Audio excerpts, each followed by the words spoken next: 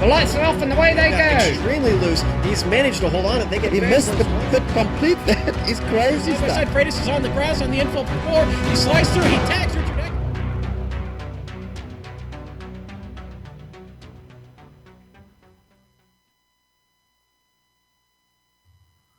Oh no, it wasn't the planes. It was Beauty killed the beast.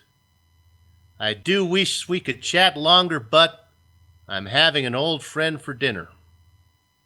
It's so beautiful. Let's live here. We'll rent to start. Classic, memorable Hollywood endings indeed. And as the late afternoon sun sets on Sebring International Raceway, it sets as well on the 7th season of the Continental Endurance Sports Car Series. A squad of Ford Mustangs, a swarm of little Mazda MX-5s have gathered for the 10th and final round of this respected series, and all the action from pace lap to victory donuts can be seen live as it happens here on the Global Sim Racing Channel. This 10-minute Streamy Award-worthy pre-race show will count us down to when the pace car pulls off and the field rumbles towards the first corner, starting the clock on the 2.5-hour endurance event. So bring cyberspace into your place, dish up a plate of swamp cabbage. That's right, swamp cabbage. Wash it down with some cool glass of orange juice. Pull the lever on your lazy boy and enjoy the simulated multi-class sports car excitement that will be streaming into your home. From the Gator State Soup and Crackers here to welcome you to another GSRC broadcast. I'm me, Bill Soups on. He's him, my partner, Sean Crackers Ambrose. Turning the knobs and pushing the sliders is our director and proud graduate of the Institute of Pits Topology, Dr. Ramjed himself, Amjed Yaman, and at his disposal will be the camera locations provided exclusively for GSRC by the Ansel Adams of iRacing, Dougie Beard. This afternoon's broadcast is sponsored by the highly skilled performance automotive shop Defined AutoWorks, located just east of Columbus, Ohio. This garage is operated by enthusiasts for enthusiasts, building and tuning engines for use on street, air, or track. custom modifications. Sean, even design and fabrications are also available. Yes, sir, they are, and any drivetrain is welcome at Defined Auto Works, but their racing connection is tied to the renowned heritage of Mazda. Their reputation was built upon their successes with Mazda's beloved rotary engines. Defined Auto Works holds national records for horsepower from the rotary engine, and they'll build you a 2, 3, or 4, yes, 4 rotor power plant beyond compare. Defined Auto Works often test and tune at Mid-Ohio, only 90 minutes north of their facility. Their most recent projects include work for CESCS own John Deuce Allen, driving today in the ST class for the 49 Motorsports. Contact them anytime at definedautoworks.com or stop by when you're in town for a race. Sean, and just like knowing that the Titanic sinks at the end, we know in the end that Mika Eshouse will win the GS Driver Championship, and the team championship belongs to Bushfink Racing Blue. Also, spoiler alert, Sonny Ketchen has clinched the Sport Tuners Driver's Crown, and it looks like 49 Motorsports with his little start and park here today should be able to clinch that class's team championship as well. But that doesn't mean that the final jewel on this schedule will be thrown away like the heart of the ocean, because while the track is flat, Sebring is far from smooth, and there are plenty of bumps in the road before the positions on all the standing overlay are final. So tell us a little bit about Sebring. Hang on, darling, it's going to be a bumpy ride. Yes, sir. Started here in 1950, Soup, but before that, an old U.S. Army training base, and the old B-17 Flying Fortress was housed out of this facility. And once they got racing, though, it's been legendary ever since. I always think to names like Newman and Gurney and Andretti, Foyt, all running here over many years now. And the configuration we're looking at today, 17 turns. It's 3.47 miles, I believe it is.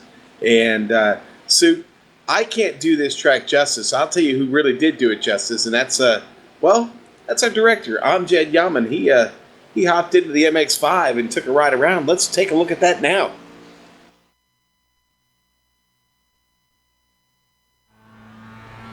All right, we've got Amjad Yaman in the GSRC MX-5, so let's do a lap around Sebring.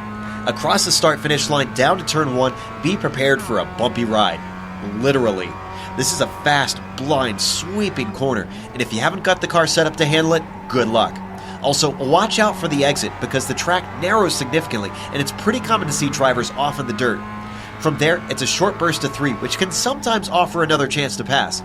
But make sure not to early apex this bend, because you'll need the wide entry into 4 and 5, which is a fiddly little technical section of the track. 5 is another late apexer, and probably much more critical. You'll see it dumps you onto Big Bend, which is easily flat out in the little MX-5. It's also a nice long acceleration zone down into the heavy braking of the hairpin, so a slow exit from 5 means a likely attack into 7. Make sure and spot your brake marker because it's pretty easy to come in too hot. Also, watch out for how the track weaves on exit, since some side-by-side action with another car could cause you two to make contact. From there, you're flat to the floor for quite a while yet again through turns 8 and 9. You'll basically just want to straighten these out and then hold to the left for Cunningham. The inside curb can really unsettle the car, so try not to get too greedy with it. Now the circuit takes you right into Collier, which is admittedly less scary in the underpowered MX-5 when compared to higher-end race cars. But it's narrow, and if you find yourself door-to-door with an opponent, it can get sketchy. The braking for Tower, though, is just as awkward as it is in any car. Make sure to keep it off that tall inside curb, which is going to bounce you all over the place. After the exit, just drift the car back across to the right and do your best to make one smooth, wide arc out of Bishop. Once again, it isn't hard at all in this car, but it's all about setting up for the braking zone for Jean Dembien. Hug the inside of each corner here for the best possible entry into Le Mans. If you find yourself getting offline, it's really going to hurt your lap time. This truly is the most important corner of the whole lap, with it leading on at the longest straightaway. Even with a great launch, the draft is bound to keep your competitors close, so there's no guarantees in a nice run off the turn. Whatever the situation, if you find yourself too wide at the end of this stretch, you gotta weigh whether it's worth the risk to fight it out. The entry to Sunset has a quick kink, making the car very unstable under braking. Then mid-corner carries some nasty bumps. If you manage to get yourself around to the exit, congratulations, you survived. But as you come across the line, you've now finished a lap around Sebring.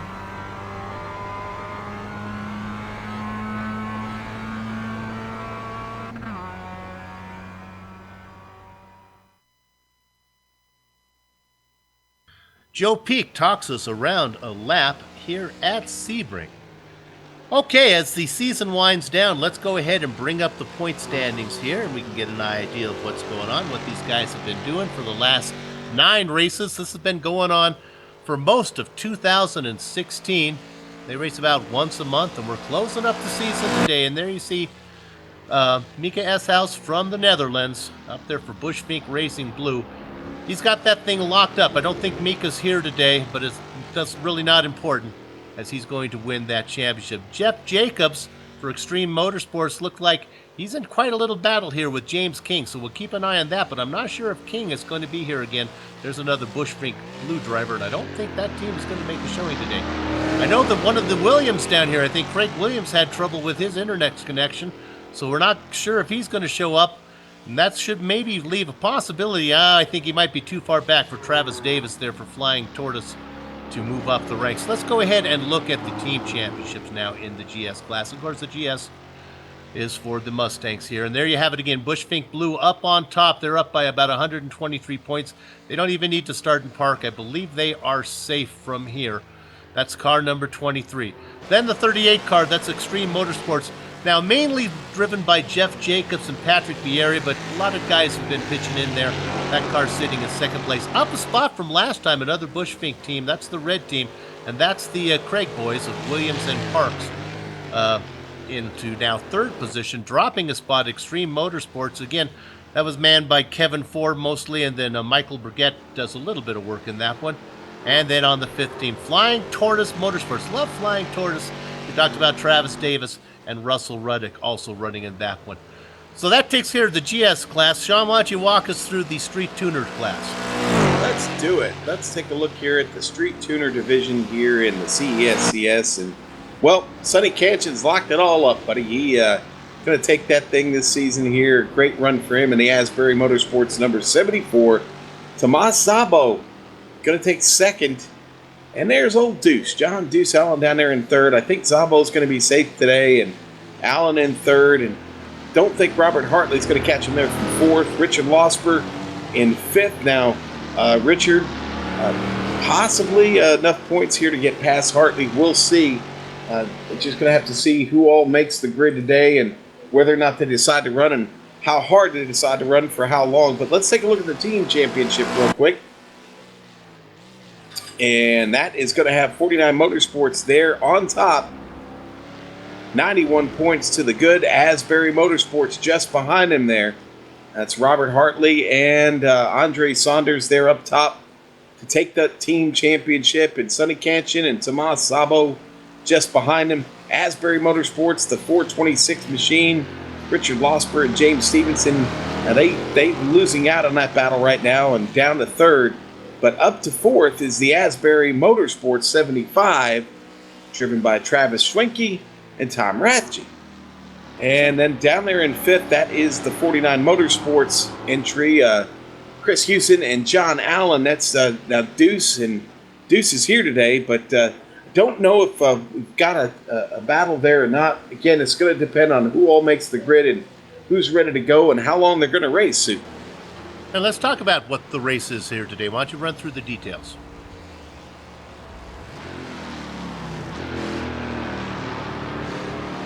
There you go, CS Series details there. I'll take this one, Sean. It's Season 7. This is the 10th round of 10, so we're in the final. Of course, your cars are, of course, the Grand Sport class. That's the Mustang, and then the Street Tuner class, and that's your MX-5. 70% fuel for the Mustang, 65% fuel for the Miatas. Sean, let's look at the race details today. You got that one. Yes, sir. Let's run it down. And the CESCS race details. Open qualifying, 20-minute session wrapping up right now. This race, 2.5 hours long. We will see some driver swaps. We I believe everybody has at least 2 here today. We'll see. Fast repairs, no, you don't get them. This track, not a lot of danger, but side-by-side racing can certainly be dangerous. Incident cap, none. Yellows, that will be maintained by the live marshals today. Now, restarts, if we have to have them. Thin field, we may not get a yellow today. That'll be single file by class. Now, our weather today, it's a lovely day here in the late afternoon. It's 85 degrees, and on track, 77 degrees, soup with just a little bit of wind, about 8 miles an hour of wind. So, could push those Mustangs around a little bit, maybe make that trip through Sunset a little hairy when they make that dash for the start-finish line. Usually I'm a fan of the no fast repair, but I must admit that I'm a little concerned with the slim field that we have here today. I don't want to lose too many drivers early here, or we won't have much to call. We talked about drivers having partners, so it looks like Bushfink Blue did make an entry. They got it here, but I'm not sure if they're actually going to be able to race. They're on the entry list, but I'm not sure they're going to be gridding up. They only have Mika Eshouse showing. And the other Bushfink team as well, Craig Williams, so we'll see if the Bushfink makes an appearance. Luckily, they're safe. Kevin Ford and Matthew Catilla teaming up there for Extreme Motorsports in one of the Mustangs. In Extreme Motorsports 2, Jeff Jacobs and Todd Honzarenko. There's one more Mustang we can keep an eye on, and that's Russell Ruddock and Travis Davis teaming up for Flying Tortoise. So it's good the Flying Tortoise is in here. In Sean's class for 49 Motorsports, well, they got Chris Houston doing solo effort, and they got John Deuce Allen. He might do solo effort as well. He looks like he has Dexter Castro as a partner. Dexter will show up if he needs to. Then, of course, Asbury Motorsports, that car number 74, Sonny Ketchen and Thomas Sabo, both here. What's interesting is that they've raced together for most of the time. Thomas Sabo missed one race. That's really the only reason why we don't have co-champions in that street tuner class, is that car number 74 has been really impressive. Richard Losper's here today with Tom Ratchey going to team up with him. That'll be a nice, interesting combination for Asbury. And the drivers start to take the grid right now. Yeah, and like you said, Soup, this grid going to be a little bit thin today, but boy, I still expect some great racing. This circuit lends itself to a lot of speed. Drafting in Ullman Straight, fun to watch. The chase through Big Bend down to the hairpin. These two cars, so much different on how they handle the hairpin and get through there and off the exit all the way up through Fangio. Going to be really, really fun to watch. The early stages of this race going to be so important today to take care of the car and maybe try and avoid those that early side-by-side racing, and maybe just try to settle in and let the pit stops settle everything down. Don't want to burn all my information here before we even go green, but let's talk about one more team. Asbury Motorsports, that's the car number 426. This has quite a combination in it today. Sergio Mora and James Stevenson. Sergio just coming off a win in the MX-5 World Tour, where he was very impressive. And then there's one more driver down there for Team Scum. Got to find a better acronym for that. I think it was September comes under March. No, that's not what it was. We had a few there. Yeah. Joe McDonald at the wheel for Team Scum today. Such a nice guy. He doesn't belong on that team.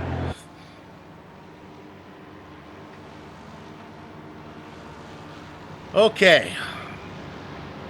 The yellow pace car, that gold-plated pace car Mustang is out there. Doesn't look quite as scary as the Mustangs that are following it without that rear wing. Yeah, the Mustang, listen, when you're in a Mazda and that Mustang's in your mirror coming up behind you, it is scary. The thing is huge.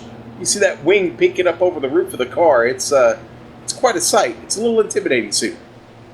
Yeah, and those little Miatas, they are, if you ever see one, they're even smaller when you see one in the parking lot. They can feel like you can just pick one up and put it in the back of your SUV, take it home. Got a neighbor about 2 streets over has one. I see it all the time. I think exactly that. Yeah, 47.5 inches wide. If you have a If you have a double French door there, you open that thing up and park it in your living room.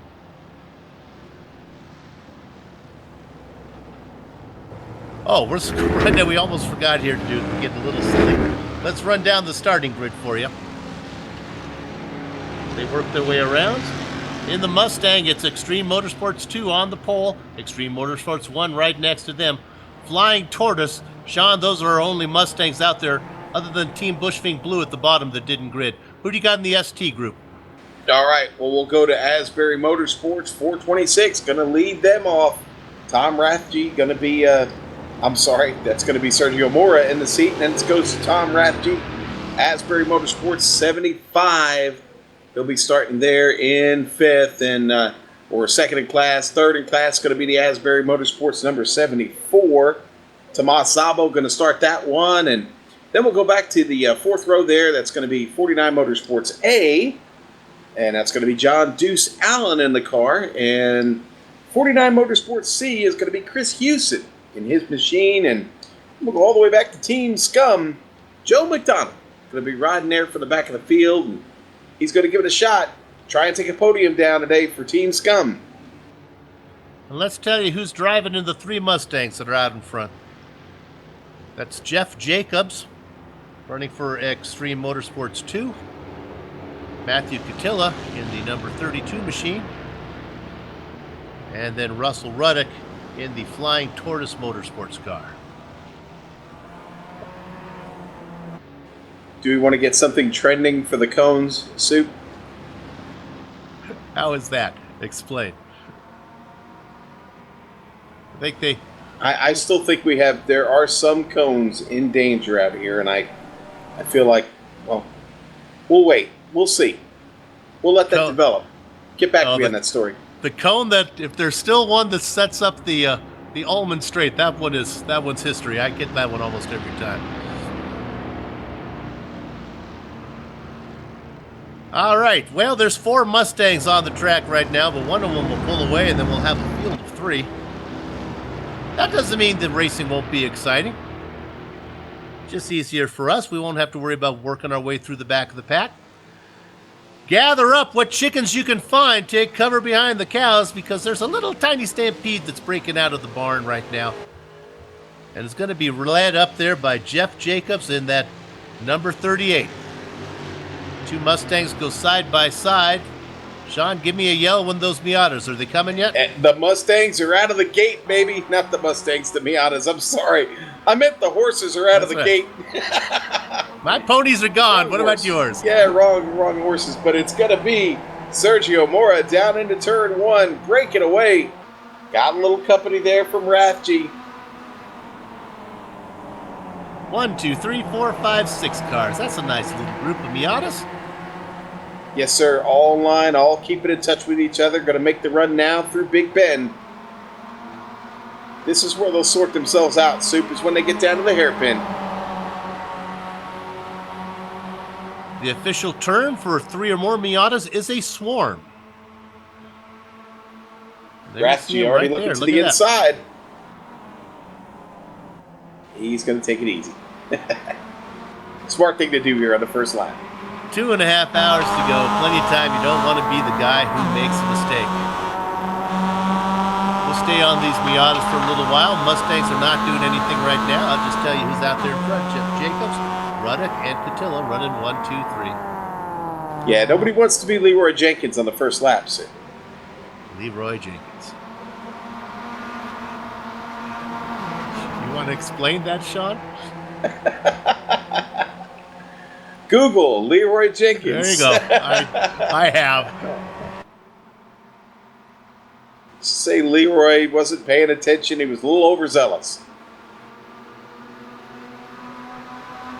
Boy, Mora really showing good pace here to get started. Already made his way here on the back section of the course, heading to Le Mans now. And Soup, you'll be happy to know they did take those cones out of Le Mans there, setting up Ullman Straight. Are they gone? Yeah, those are gone. Well, that's bad for me because that'll give me nothing to aim at now. You see the Mustang? We were looking at the Mustangs. I have no chance of hitting the apex there. Made a little bit of distance down the Ullman Straight there was Jeff Jacobs. Wow, I'll tell you what, those Mustangs have really, really broken away. They're setting a pretty good pace themselves, and it won't be long. Maybe 4 or 5 laps we'll be talking about them catching the back of this field. This is a long track, but again, there's a lot of speed in this track, and that's good. That's an advantage for the Mustangs here. 4 guys that are out there right now, Ruddock and Catilla and their partners who are running with Ruddock is Travis Davis, and running with Catilla is Kevin Ford. These guys are just waiting for the hammer to fall, for the other shoe to drop, the shoe that is known as Todd Honzarenko, who's lurking, just waiting. It's having a sandwich, probably. Yeah, it's just... Oh, maybe we'll see a move down here into the hairpin. Rathje looking a little... maybe not. Okay. He'd gotten quite a run on him down through Big Bend, and I thought he might try and get out on him there, but he didn't. Everybody holding form right now here in the ST class. Sergio Mora out in front. It's getting kind of late for he's the Portuguese driver. Getting late into Saturday night. The good news is he'll be able to turn it over to James Stevenson, the Aussie, and it'll be a nice Sunday afternoon by the time James gets in the car. James probably rolling up a Vegemite sandwich right about now and taking it easy, getting ready to, get his stint in the car and maybe a big win for them today. That blue 75 that's chasing, that's Tom Ratchie. His nickname is the Base 8 Hammer. He hails from Massachusetts. He's going to be turning it over to the Australian Sage. Richard Losper going to be sitting in with him second half of the stint. Richard already was on the broadcast team for the MX5 World Tour, where we saw Sergio Mora bring it home. So he's got to call Sergio's win and then compete against him. I believe Richard has taken some time away during this break to compose his next musical masterpiece. Probably hard at the keyboard right about now. But it is Sergio Mora. He is still the man. Getting ready to start working on lap 3. Soup, again, this is a monster track. Seems like they get around here a little bit quicker, but no, they don't. This is really pegging out the Mazdas here today in the ST class.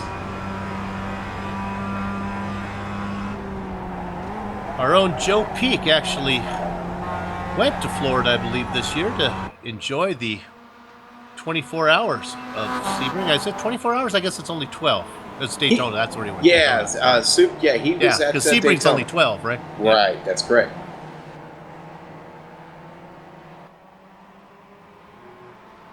Both races I've still got to get to. I've not made it to either one, but that's coming up. That's coming up. We'll see. Joe also has regular tickets in Turn 3 for the Indy 500. I must say I am jealous. That is, like Sean was talking, on the bucket list. Yes, sir. Oh, here comes Deuce. We got maybe a little racing happening here. He's gonna make a move on Rathje. They're side by side, heading through Fangio. Deuce down Allen. into Cunningham. Oh boy, Deuce got to be careful not to run it out and get loose. Almost does. Rathje still right there. Down through Collier. Over to Tower. Here we go. Rathje hanging in there. Not going to give him that spot. Rathje had it up on now two wheels. Now he can close the door. Jean, you were right. I was a little bit worried that Deuce was going to get those left side tires on the grass and loop that right around in front of our field. The Deuce was almost loose through there. Not quite.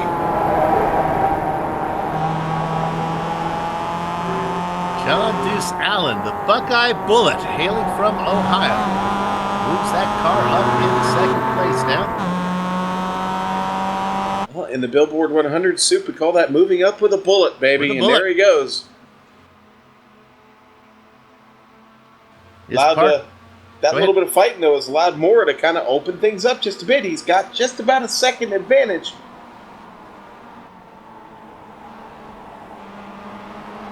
His partner is Dexter Castro.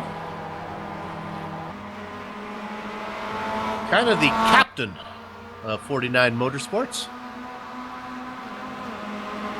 And we're hearing that Captain Castro has no practice at this, so that should be interesting.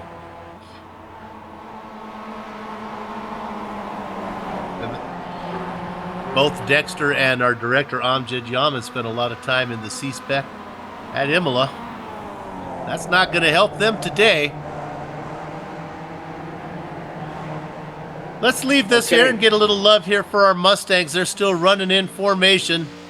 Jacobs, Ruddock, and Catilla. Extreme Motorsports 2, Flying Tortoise, and then Extreme Motorsports 1.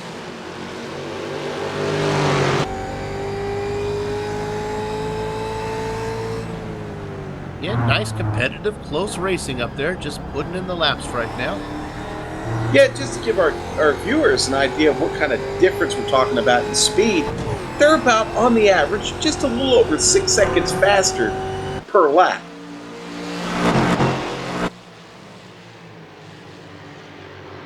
Yeah, unlike some tracks that are a little twistier that give the MX-5 some places where they're actually faster than the Mustangs. Here the Mustangs can really open it up. Let that engine roar. Yeah, Big Bend and Ullman Straight and even Bishop to an extent there on the backside of the track can really lend themselves to just great gains in time and speed. Yeah, now see, I'll tell you what, Alan is hungry today, Sue. Yeah. He's already caught Mora in his mirror, filling it up, heading to Le Mans, and we'll see what he does here down at Ullman. Might get enough of a run to try and get around him here. Already closing up to him real quick. He's got to run. Right on him. Looking to the inside. Here we go. The deuce is wild as he makes a move for the lead, and I think he's going to get that done. Dropping Mora back into second place for Asbury Motorsports, that 426 machine. That puts 49 Motorsports out in front. Boy, Deuce taking a really nice line through there, too. I love that. The entry right up against the wall and doesn't let that car drift out much at all.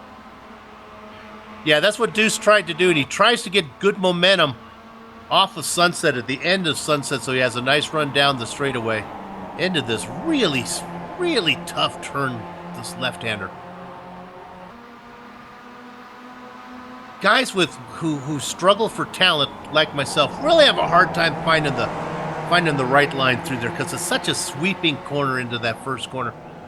Not sure if I have ever found the apex yet. No, I haven't. No, I've been There trying somewhere. for a long time. Yeah. The truth is every car in the sim is different with that line, but. Yeah, I haven't found it either. You know, the racing up front here pretty good because Tom Rathje maybe starting to get a little gritty here. He's really working more over.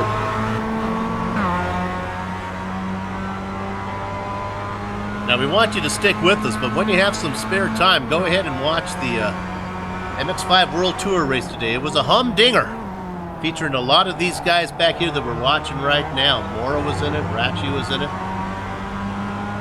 We missed Thomas Zabel. He was not there today.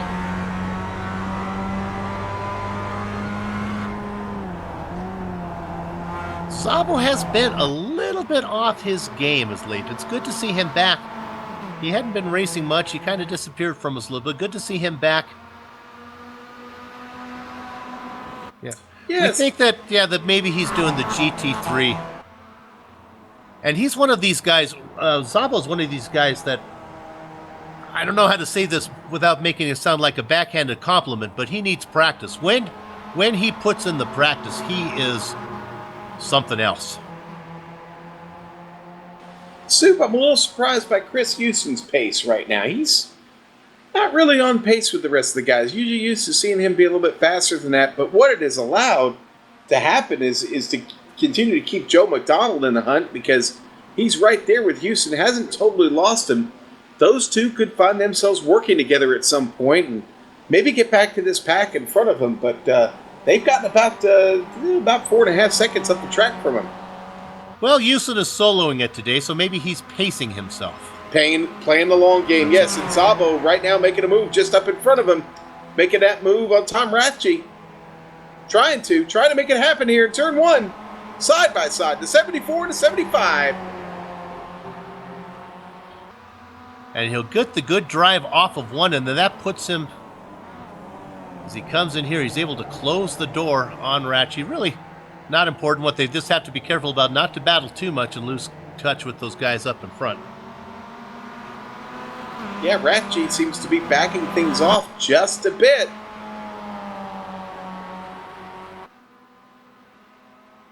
He's gone to battling from the lead, battling now for just to stay on the podium. Probably a little early to start talking about any podiums, though, Soup. That's definitely putting the long game a little far out. Szabo actually finished 9th in the MWT MX5 race just prior to this one today. Oh, I apologize. I said he wasn't there, but I guess I missed him because usually I find him running up front. Usually if I don't see him running near the top. Yeah, so if he's not in the top 5, then he really wasn't in the race, was he? Yeah, for him, that's kind of... That's good. That's exactly probably how he thinks of it, too.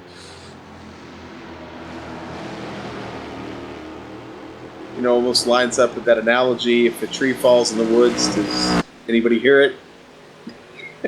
That's right. Let's go back up. We're looking at right now, actually, the Mustangs. They're beginning to distance themselves. We've got to be careful here as Matthew Catilla begins to fall off for Extreme Motorsports 1.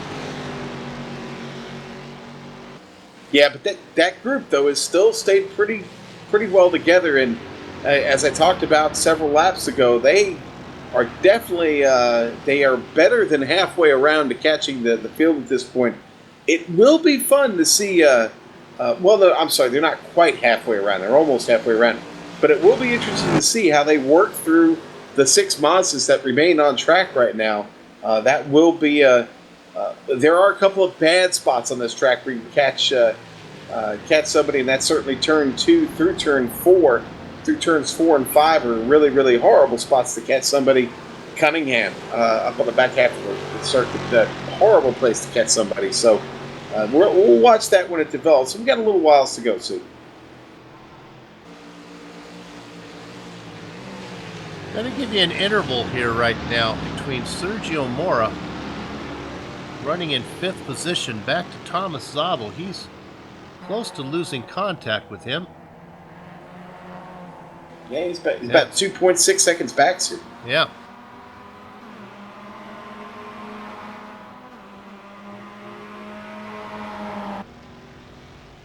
Oh, we have one of our Mustangs having trouble. Yeah, Russell Ruddock gets off course there. Got him on screen. Let's take a look at the replay and see what happened. He didn't wreck the car, able to get it straightened back out. Ooh, just a little bit of dirt. Kind of missed the apex, and then what happens sometimes when you mix the apex, your speed carries you into the grass. And that's what happened. Watch here as he's a little bit wide. Then he's tries to get it up, gets those left sides on the dirt. Didn't hit anything, able to loop that thing around, but now he's got his work cut out for him. So that puts the Extreme Motorsports boys running 1-2, but not in the right order. It's Extreme Motorsports 2 and then Extreme Motorsports 1. Yeah, he's definitely going to have a lot of ground to make up, Soup, for sure.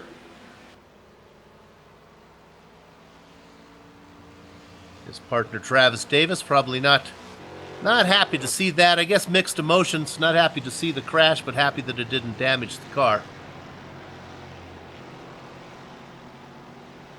And basically, what these guys are. All these 2 drivers out there right now are just waiting there. Just imagine a nice, peaceful Japanese dinner before Godzilla comes to town, and that's what's going to be happening when we get to Todd Hunsarenko.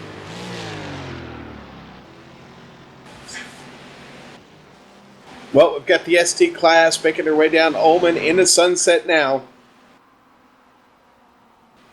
Deuce Allen still the leader.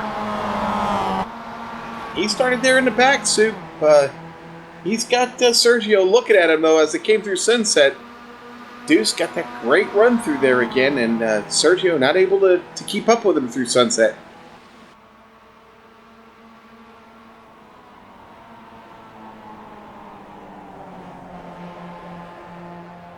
Two cars, one running 1-2 up in front. About 3 seconds now from Mora, 3.5 seconds from Mora back to Szabo.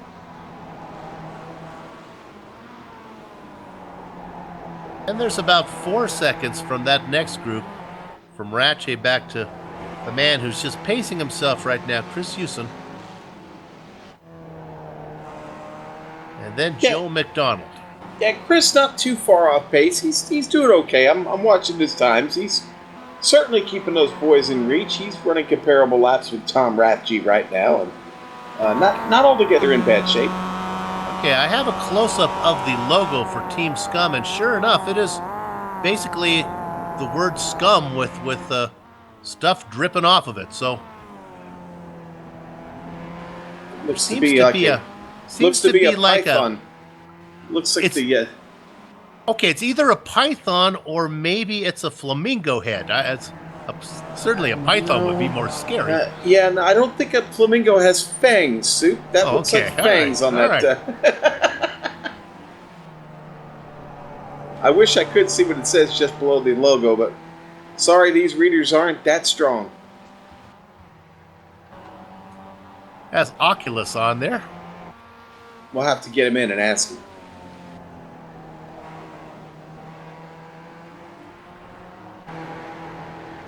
Yep, Team Scum, Joe McDonald / Park on there. But I don't think Park's going to be racing with him here today.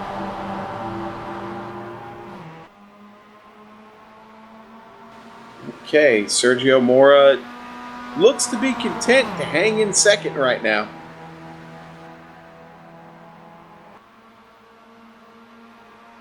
Just really not even trying to threaten Deuce at all, just taking it easy. And what I'm seeing could be a little fuel saving, maybe, Soup. Yeah, that's where you could make it. It's impossible to make up time here on this draft track. I mean, my goodness, even if you're a second faster, you're not going to be able to pull away. There's just not enough twisty sections where your skill can let you leave somebody behind. So one way to do it is to sit back there and just save some fuel. Do it in pit lane. But even then, I don't think the amount that you get is going to be enough to break the draft. We'll see. But to give you an interval, something here to keep an eye on from... Well, in fact, Well, let's look up here at Jeff Jacobs right now, back in the Mustangs. Matthew Catilla is able to run him down, or maybe this Jacobs decided to slow down and run in formation. But remember, Jacobs was running in third and was quite a ways back. That interval from Catilla back to the third place car, Flying Tortoise Motorsports, is about 16 seconds. And of course, that's Russell Ruddock behind the wheel for that one. But nice job for these guys running 1-2. If they're going to run in formation, I would appreciate it. Maybe they could swap positions so we can get Motorsports 1 ahead of Motorsports 2. Makes it easier on the commentators.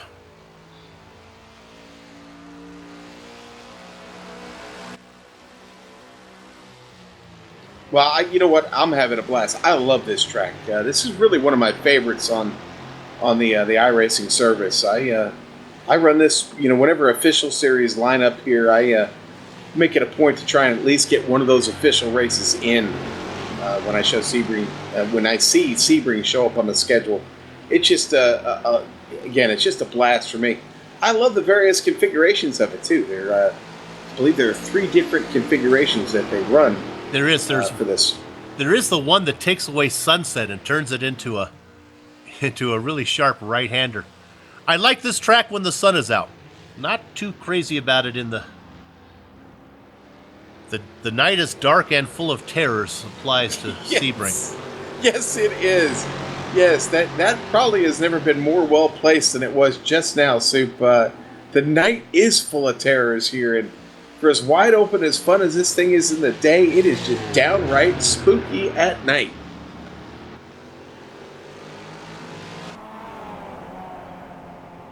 Gonna look here at Thomas Zabel. Oh, this is interesting. Zabel kind of has a different corner. I'm not sure if he missed her or if he just has a different line, but right now it's Cialis Bathtubs.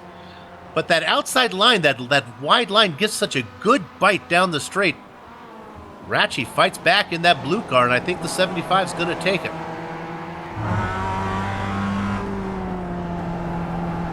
Yeah, Ratsy going to get that position away for now, but he's off to the dirt.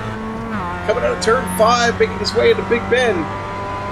Zabel might have been doing some of the calculations. Maybe didn't like the fuel number that he gets.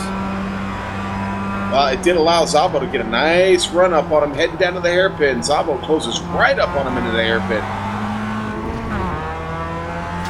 That's honestly, Soup, that's probably one of the trickiest spots on this track for me, down in the hairpin. And, you know, getting into the hairpin, not so bad. Getting out of it, tremendous trick getting out of that thing.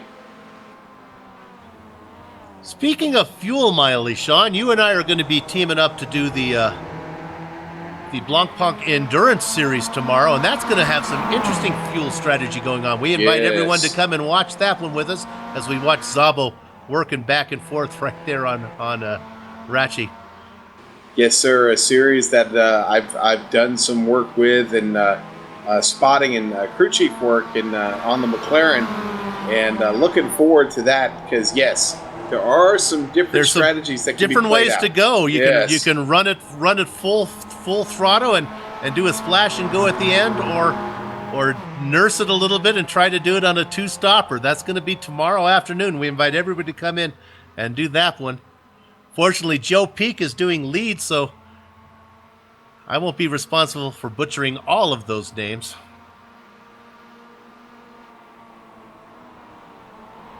Yeah, we're going to have our work cut out with Forrest there tomorrow, Soup, but we'll be all right. We'll hang in there.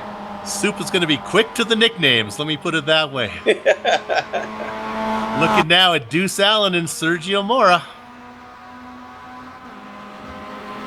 These guys are just about, honestly, a second faster per lap. They are really putting the distance between them and the following two. Yeah, they've kind of. Oh, we're on it. Look at this. Deuce with a little bit of mistake. Deuce taking a little trip through the alfalfa.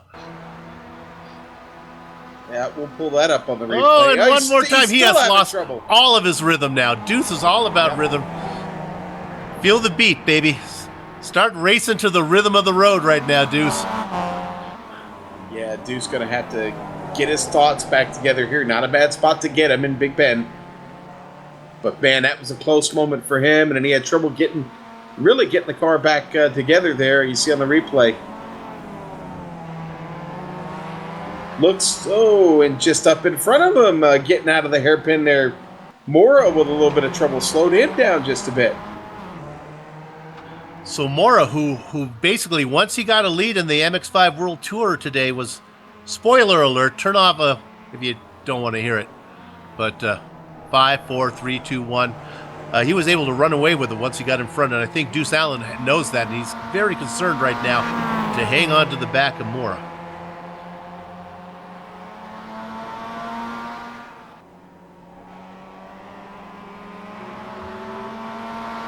Send us a tweet if I spoiled that one for you. I'm not sure what the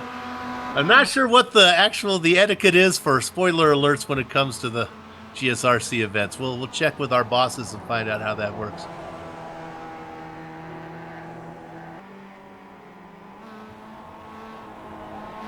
By the way, Bruce Willis is dead if you haven't seen Sixth Sense yet, okay? Darn it, Soup. Since I'm in the mood.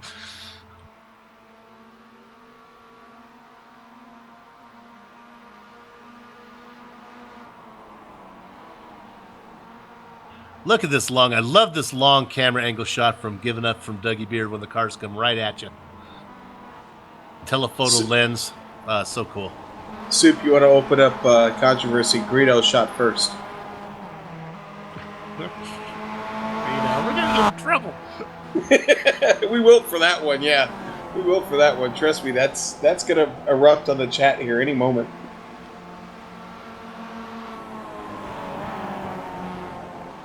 Mustang still running 1-2 or 2-1 if you, depending on how you want to think about it. Extreme Motorsports 2-1. Interval about 16 seconds back to Russell Ruddock for Flying Tortoise. Oh, I got to think maybe the tortoise is playing the tortoise game. There's a story of the tortoise and the hare. Then we know what his strategy is, Soup. Looking on the car right now because I was wondering what a Flying Tortoise is, and sure enough, it is a tortoise with a rocket strapped to its shell. I'm not sure if we can get a close-up of that one, but that is a great character. Does PETA approve of that? I'm just saying. The tortoise looks okay. He's got a pair of goggles on. Looks like he's got it figured out. There you go. Well, There's a great shot of it right there. Can our director do it? There you go.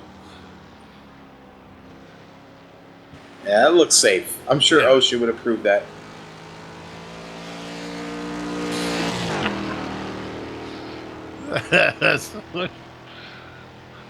That kind of looked like it had a little Wile E. Coyote on it there to me. All right, so Mora has gotten back around Deuce. We missed the pass, but we haven't missed the fight. I think it was just a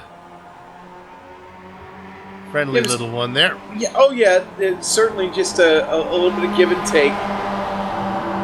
We'll tell here by the trip down Ullman if John decides to go after him here, just kind of lay back a little bit like he was doing. And that kind of looks to be the case. He's not pressing the issue right now. Probably trying to make sure he gets enough fuel out of his ST. What has happened, though, is Tom Rathie was able to tighten the tourniquet there and stop the bleeding. It's now about 7.5 seconds up to the two in front. And in fact, the Bay State Hammer has put the hammer down as he's now leaving Sabo. He's got about a 1.5 seconds lead on the Hungarian driver. I'm not sure if Tomas is going to be able to stay with him. Tomas has had a long day. And it is late. It is late. Let's see what we got. Tomas from Hungary. Tom, of course, a U.S. driver. Hungary, is that not a, what is it? Hungary. There is no place as Hungary. There we go. Of course, Deuce, an American driver. Sergio Mora from Portugal. Or, to stay with our trend, Portugaria.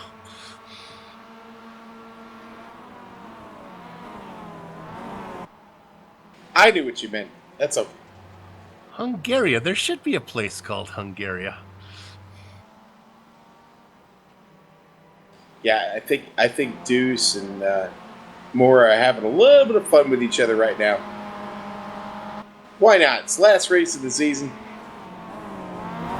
Still putting down some great laps, Soup. They really have not seen much drop off in the times at all. They're really, No. I doubt there'll be I doubt you would gamble and not take any tires. To be honest with you, it doesn't matter in the Mazda. You take fuel and tires at the same time, so you're definitely going to want the tires. But again, as far in relation to times, the fall off has been not bad at all. Maybe about a quarter of a second. Yeah, I'm not sure we really talked much about the weather. Of course, it's 77 degrees here in Florida. That late afternoon sun not beating down on the track that hard. Track temperature is only 85 degrees. Relative humidity at 40%. Any Floridian would be happy with those numbers.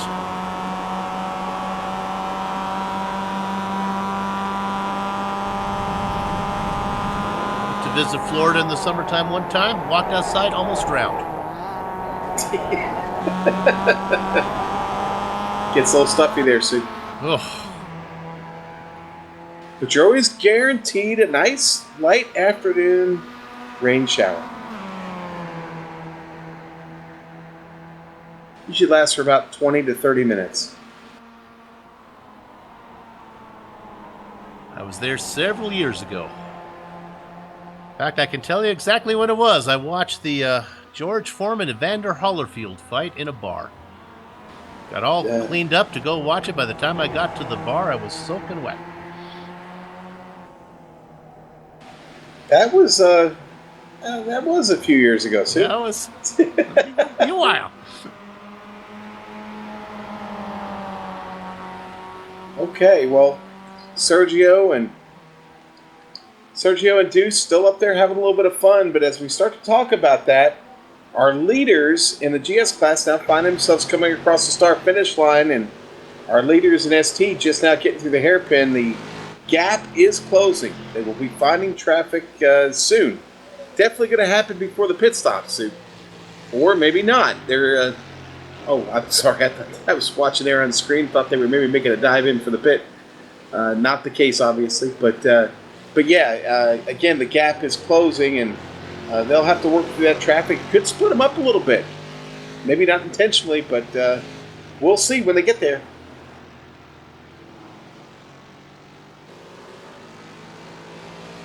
Looking there at the two Mustang drivers. Jacobs has inched himself away from his partner there, Catilla. And it's about 17 seconds back to the other Mustang. Gonna need to light the fuse for Flying Tortoise. It's beginning to fall a little bit behind.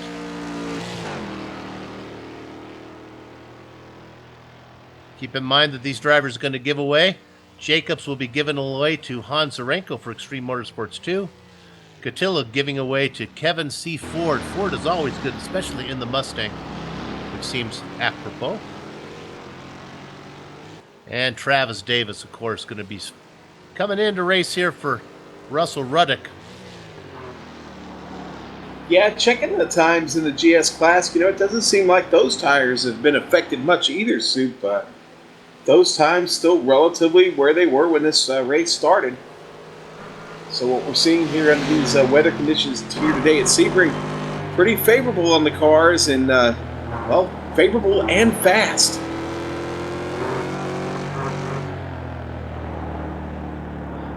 I know things are kind of calm right now, but don't go away, because as soon as we get to driver swaps, things are going to change considerably. We talked about Todd Hanzarenko, but there's another driver, and that is Sonny Kanchan, who is, when it comes to being fast in these new 2016 versions of the MX-5, he is beyond compare.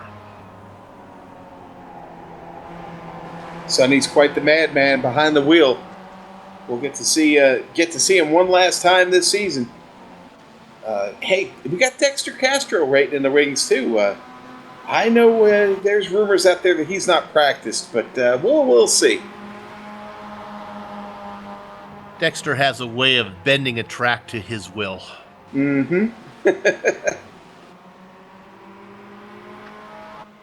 Hey, speaking of bending, we had a moment there in the hairpin. I thought Deuce was going to maybe bend up the rear end of Mora's car there just a little bit. He's really closed it in on him now. Yes. Maybe looking to get into Ullman here and then maybe making a move on him, getting tired of riding shotgun. Maybe wants to get back up front. Our director and I think of the same. I was just about to suggest we go on board with Deuce, and sure enough, before I even got the thought to my lips, our director has us on board the Buckeye Bullet.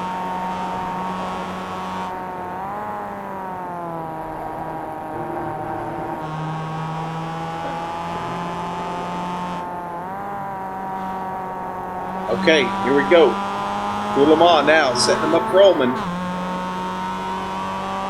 They race into the sun. Boy, once iRacing gets that time of day change, and here comes the run. Is he going to do it here? No, he's just lifting.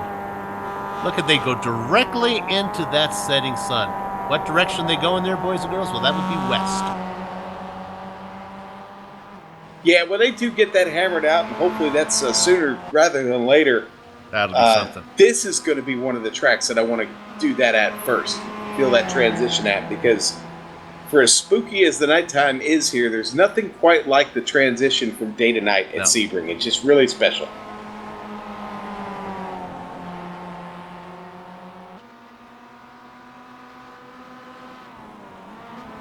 I actually have a system here on my rig that when I go down the Ullman Strait, I have a big 300-watt bulb that I turn on right above my center monitor that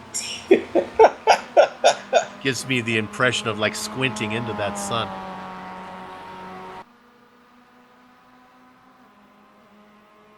Deuce seems to have backed off just a bit now.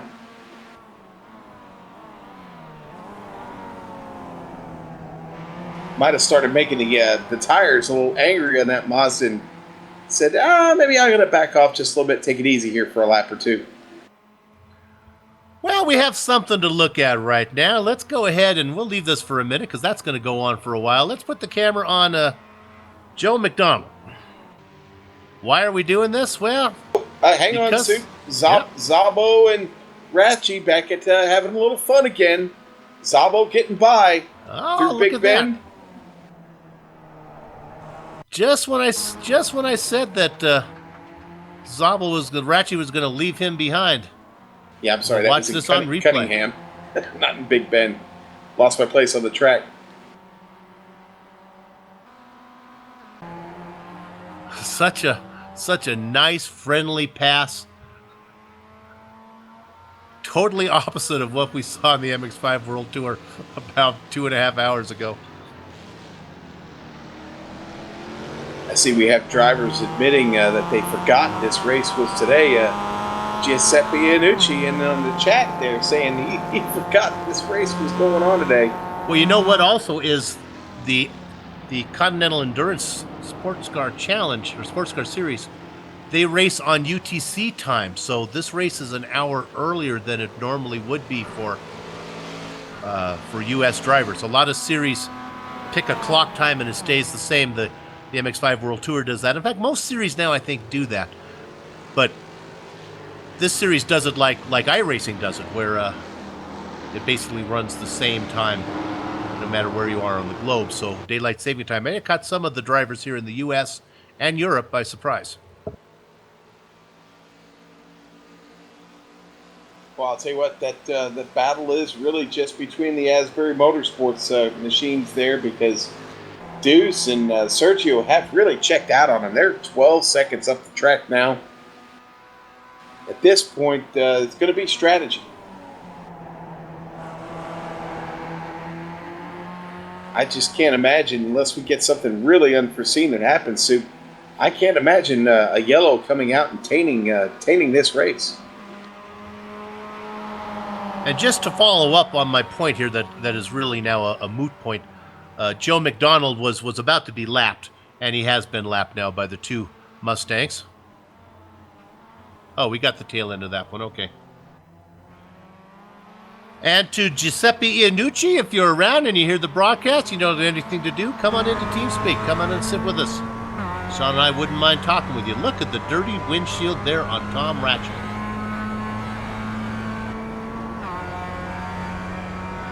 Clearly, Thomas Zabo has been kicking up the dirt.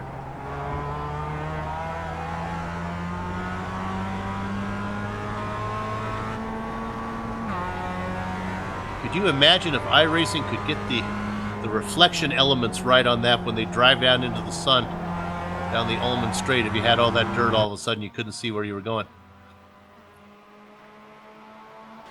It's coming. It's coming. Yeah, that's something I do not need.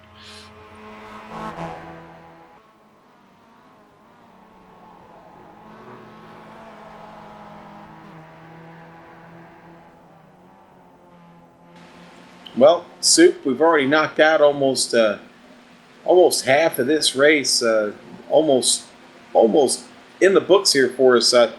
Beginning to wonder what that pit window is going to look like here for the ST class. Now, we do know that the GS, the Mustangs, can't make it quite as far as these Mazdas can. So what I would imagine their window is is coming soon. We'll see those Mustangs start to make a decision to come in here pretty soon.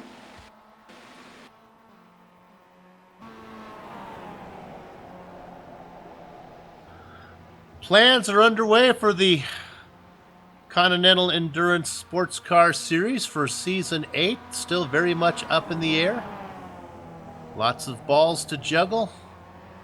Whether to bring in another class, whether to lose the driver swaps. Lots to be considered. Hopefully we will be back.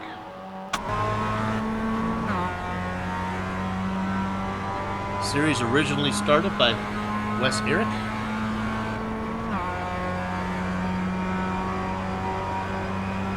Now racing under the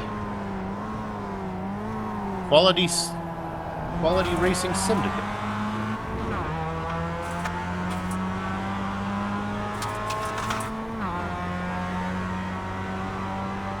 Well, won't be long now, and it's like Jeff Jacobs and Matthew Catilla are going to be catching up here to Chris Hewson. Hewson hitting the hairpin now. They're just behind him.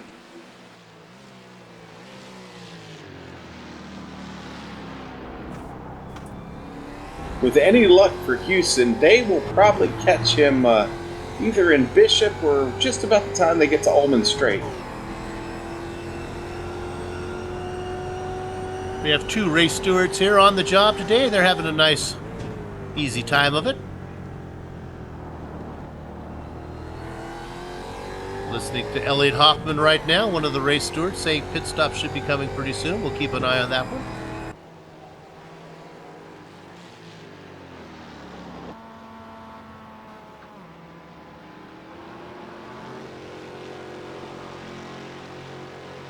And of course there are full course yellows, one of the few series that will have that if there is an issue. But like Sean talked about earlier, with just barely 2 handfuls worth of drivers on the track. Okay, let's see what kind of speed. let's see what kind of speed the Mustangs have down the backstretch here. See if they can catch Hewson before sunset. It'll be close, but I don't think we're going to quite catch him there at the entry. Ride on board with Jeff Jacobs. Kind of looked like an end of a Western movie there as they were driving into the sunset.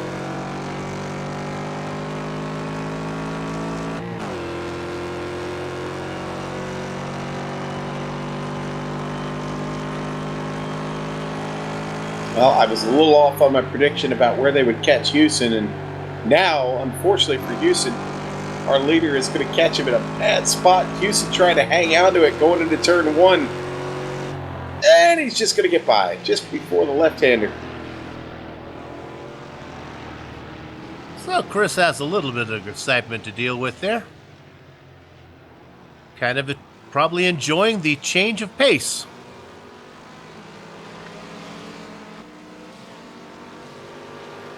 Yeah, a little shot in the arm, little reminder that, hey, I'm racing here. Here we go. Gonna have to be careful getting into the hairpin. And Hewson goes ahead and takes that apex now. Catilla will have to wait a little bit. Now he pulls over.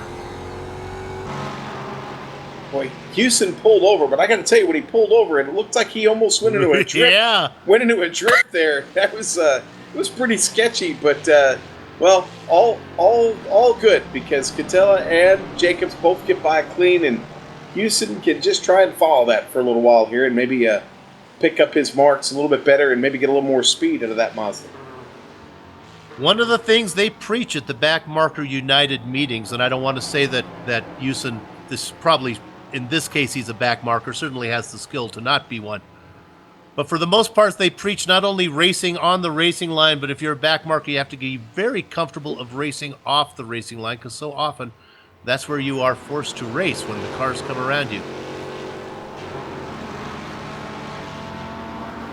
Okay, so I happen to jump back up front here to leaders here in the ST class, and Allen and Mora back to having a little bit of fun again as they were coming down Ullman Straight, setting up for sunset. Allen was right up on the bumper, not quite bump drafting him, but awful close. They're both making a run down into turn 1 now. As we watch them, I talked about the tourniquet that had stopped the bleeding for Tom Ratchey. Well, apparently it's come off because he's now 14 seconds back of those two guys. It was about 7. Right now, let's look up front. This is getting a little frisky. It certainly is. And, again, they're having fun. They know what's behind them and what's not in front of them. So nothing right now. There's clean air. These two out here just trying to make it to the first pit stop. They want to hand their partners a clean race car, but they don't want to stop racing either. And I'll tell you what, Deuce is all over it right now. I wonder if he's maybe looking to pull off a move here or just settle in. Everybody's been very nice to each other, Sid. I almost wonder if boredom is beginning to play a part in Deuce Allen there, where he's just like, this is so much fun to try to race behind Mora. And he knows it would be so much fun to race him, but he just can't do it. I think that's another nature of the beast of the of driver swaps. Where if he was a solo driver, he might be out there having a little more fun than he is right now. We better get back to Jacobs and Catilla because they're not far from catching Rathje and Szabo right now. Closing it right up on him. Heading out of Tower and through Bishop now. And this race is strange too, because every once in a while Rathje and Szabo are together, then I look back and it looks like Rathje will be pulling away and then Szabo closes in on him. Well, this time Jacobs and Catilla have 2 to get around. And I'm not so sure if the Hungarian driver is going to want to lose the draft of Rathje. So we'll see how this plays out. Well, if they catch him in the right spot, it could use a little bit of draft off of one of the Mustangs to his advantage. Does that really work? I try that every time. It seems like that. If you do it just seems right, like they're gone before I get in there. Yeah, if you could slip, if you're on a long straight, you can slip right back up under him. You can get a nice little pull off of it, but it's oh, here we go. The Mustangs are in. 1 Mustang, 2 Mustangs. 1 fish, 2 fish, red fish, blue fish for you Dr. Seuss fans. Here we have. And 3 Mustangs. There we go. All right, so they get in with 21 laps on those tires, Sue.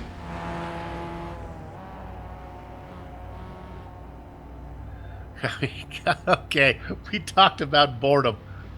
I just got a message from Dexter Castro that Deuce was actually sending Facebook messages while he was racing. So there you have it. Thank you, Dexter. I don't believe that. I don't believe that. Maybe he was. Don't text while driving. I don't know if that applies to iRacing. I don't know. I've seen our director Amjad race a bunch, and I've often accused him of maybe even writing a novel and having a sandwich and maybe, taking care of a few tough mathematical calculations, all while driving with one hand. Let's go to the Fords because they're out of the pits. Now this is interesting. Jeff Jacobs has stayed in the car, but that's not the case for Extreme Motorsports 1 as Catilla's gotten out, given way to Kevin Ford.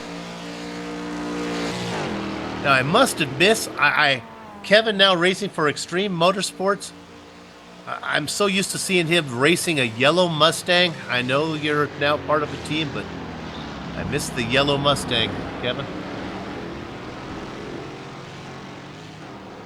And Russell Ruddick has given way to Travis Davis. So Godzilla is still in the ocean as Todd Hanzarenko has not made his presence known yet.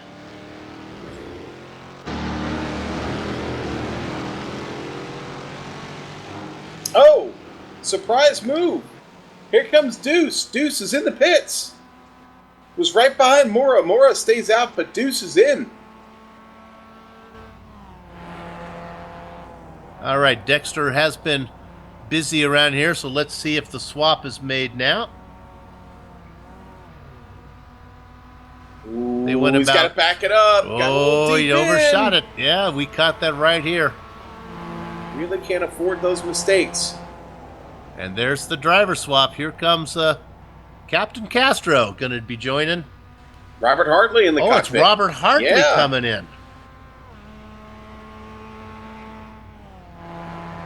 I apologize, Dexter's the third driver on the team. Robert must have just shown up because he wasn't showing up before. Hello, Robert.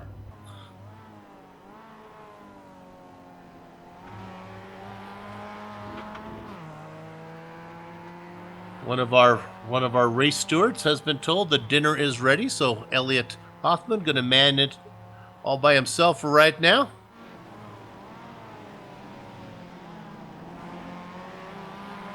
We try to give you all the information here on GSRC, the insides and outsides of racing.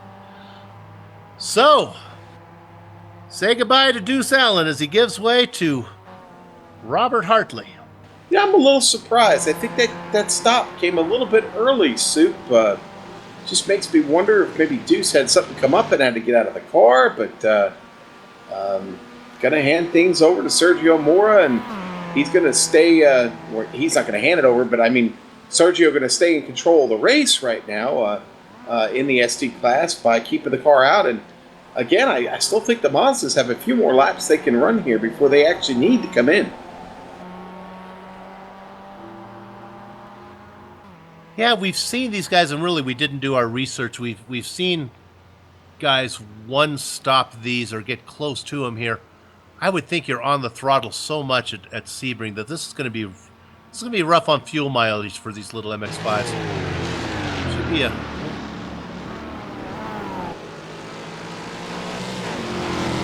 So now Mora is out by 17 seconds ahead of Allen. Or let me correct that. It's going to be Robert Hart.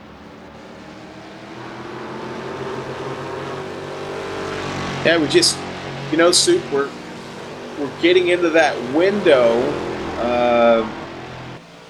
to where you might be able to one-stop this race. So that's going to be hard to do without any kind of a partner and a little bit of draft to work with. That's what puts Moore at a little bit of a disadvantage right now. But who knows? Maybe that time he spent behind Deuce on the track saved him just enough fuel to get to where he needs to be. We'll see. I got to admit, I had not tried a full run on fuel in the car, so I'm a little devoid of info of exactly which lap they can get to.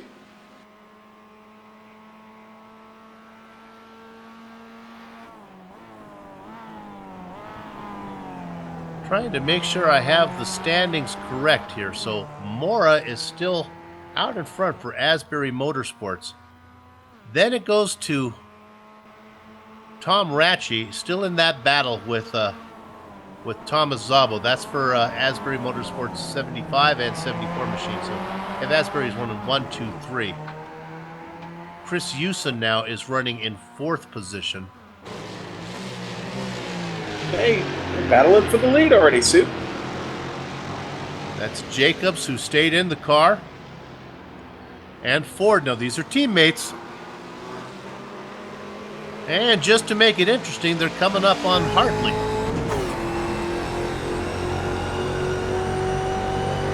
Ford in the Ford with a bit of a run, but he's going to back off. Do you think Ford's contractually obligated to? I do, run I it? believe so, yes. Okay. I know Scott Goodyear can only race with one kind of tire. Right, exactly, yeah. Always strange that Roy Firestone was the broadcaster and not actually a driver. Oh, and here's a little chop job there by Hartley. I'm going to get to that apex first, so Bob takes it now. He pulls over. The two Mustangs blow by. Just don't know if that's a game I want to play for too long. And look at this. Because of Hartley on the outside, Ford didn't have a good corner exit. He didn't have the line to take the car all the way out to the outside, and he loses a little bit of momentum there to Jacobs.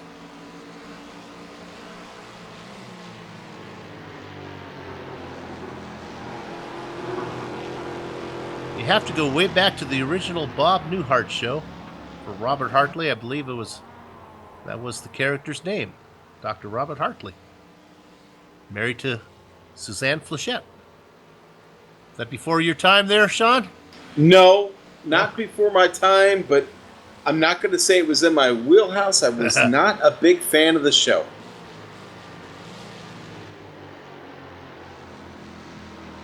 If you're watching this broadcast, you're close to Google there, check it out, make sure I'm right. Send us a tweet, let us know. I was busy watching Bewitched and I Dream of Jeannie. Oh, I Dream of Jeannie, that's a young boy. So that's a good show for a young boy. We can move on now, Sue. Yeah. I don't think you could have a show this year, this millennium, that you could keep a young girl trapped in a bottle. This is just... Yeah, some may be offended by that. That's right. All right, let's look here at Jacobs. Beginning to be ran down here by Kevin Ford.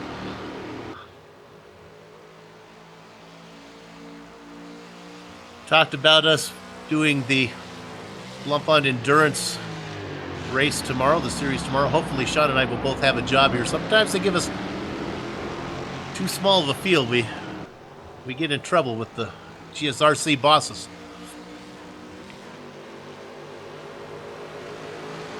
Yeah, Soup, I have a feeling we'll probably have our heads on a swivel tomorrow watching that. Oh, I think tomorrow's going to be a totally different animal than what we're dealing with right now. Yes, I think so, and it certainly a very, very fast and tricky track in Monza. But still some great racing going on out here, and Kevin Ford having a little fun with his teammate Jeff Jacobs right now. Those two really in each other's tracks as they continue to head around. And, Rafji and Zabo just being good teammates, working together, and I'm going to assume they're probably on the same pit strategy, Sue. The plan is probably to keep those two cars locked right up together. So the guy we got to watch out for, my dad used to call this strategy the early peel, late reveal, and that's Robert Hartley, because he came in early. He's out there running. Remember, he was running up there with Sergio Mora. If he thought, Sean, if maybe who came in? It was Deuce Allen. Maybe Deuce said, you know what, Hartley, you might be faster. Bob, you're going to be faster than Mora right now. We'll come in. Why don't you run some hot laps? And when the Portuguese driver finally comes into pit, don't be surprised if you find yourself out in front. So right now, Hartley, what he's doing, he's got to run fast times, even though, he's literally, I can give you how far back he is from the leader, so it's quite a wise. Almost a minute, about 58 seconds. And I'm checking his time across the line now, and it was a 2:28.7. Not bad. That's pace with our leader, but certainly not faster. Well, actually a second slower than the leader. Yeah, see, that's not good. That's not how the plan works.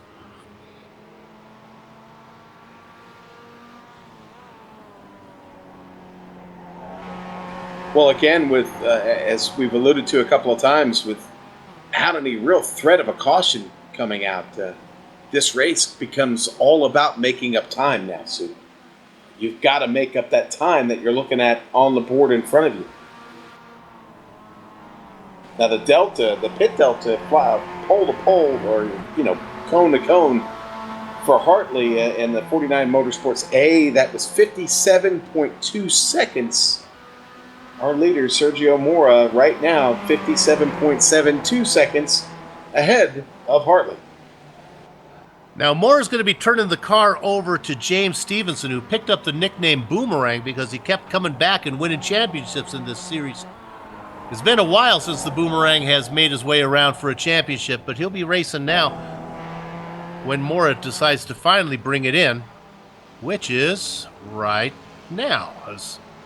Apparently, Sergio listening to the broadcast.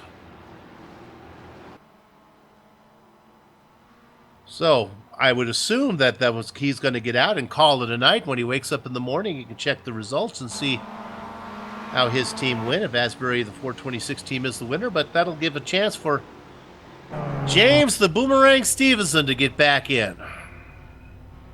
Okay, so this is the interesting part of the race, and what I would maybe consider a bit of an unknown for me, because here comes Ratchi and Zabo. So I would say at this point, Soup, it looks like you're going to need to come back in one more time to get this race done if you're driving a Mazda.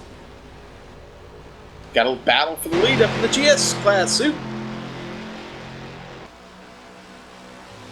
There you go. Look at this. We might get this pass done here.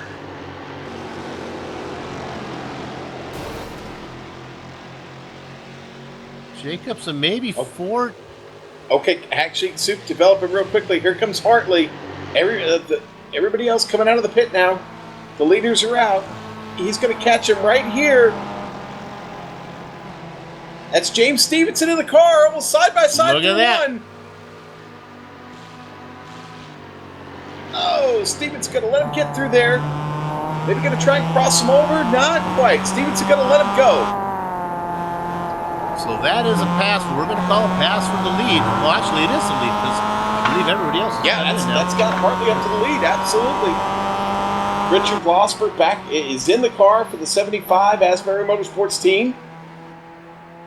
Sonny Canchin's in the seat for the Asbury Motorsports 74. Pass for the lead. Here we go. In the Mustangs. A bad corner exit from Jacobs, and Ford going to make the move now. And just to follow up, as they were working that first corner, that corner I talked about where I couldn't find the apex, Ford actually scraped it. Ford on the outside is not going to get this pass made. Boy, these guys are battling. And now with the momentum off the outside run, he gets it done. New leader, and that's Kevin C. Ford, has got around Jeff Jacobs. And the Extreme Motorsports guys now get their teams in racing order, one ahead of two. Just to follow up on my point there, corner one where we talked about not being able to find the apex, Kevin Ford actually put the left side of his Mustang in that wall as he basically kind of cut the corners too short. So I'm not sure if he got much damage. Soup in battle for the lead here in the ST class, developing. Stevenson doesn't look too content to hang out in second place right now. He is starting to work on our leader Hartley. Kind of brought this whole battle back together just a bit, Soup. Two different drivers in the car now. Carolina being represented by Robert Hartley, and Australia, James Stevenson in the seat. Got a lot of Australians in the seat now there. Super got three in this class. Stevenson, Canchin, and Losper, the Thunder from down under, baby. Well, let me tell you why this happened. Remember, we talked about Hartley might have been losing some time on the track, but here's some time from cone to cone for their pit stop. Now, the 49 team, that's the A team that's leading right now. They spent 57 seconds from cone to cone. Asbury Motorsports, the 426, the one that's following, how about a minute 3? So that's a 6 seconds difference of time spent on pit lane. That 6 seconds is probably why Hartley was able to inherit the lead, even though he wasn't quite as fast as Mora was before Mora brought it in. So now they've both given way, and it's just a brand new ball game now. Yeah, it is, and Hartley seems to have found his rhythm just a bit, Sue. Should also mention that while the sun may be setting here in Sebring, their sunny is on the track, and that would be Canchin, running in third position, right ahead of Richard Losper. It's always sunny in Sebring? That's always sunny. At least in the 74 machine right now. And as much as I love Richard Losper, he's going to have a hard time staying with sunny. He's going to need every ounce, every rubber bandish tendency of the draft to try to stick with that pair of Australians. Actually, 3 Australians out there right now, if we include Stevenson. So we say goodnight to all the European drivers. Don't know a Portuguese lullaby or a Hungarian lullaby, but Sabo and Mora can say goodnight. And right now, we turn it over to the guys But Saturday night in Europe is Sunday early afternoon for Australia drivers. Yeah, their day just getting started, having a bit of a go at it here. Hartley still in the lead, being followed real closely by James Stevenson. Now, got that round of pit stops in, Sue. Got just about an hour and 22 minutes to go. I guess at this point it'll be all about when do you go and how much do you get to finish this race. And tires, I don't even think you need to worry about that. I don't think anybody will bother with putting tires on. I think we'll be seeing a splash of fuel. And when I talk about a splash, I'm thinking maybe about a gallon, maybe 2 to get it done, because these Mazdas don't eat a lot of fuel. They've only got a 11.9 gallon fuel cell.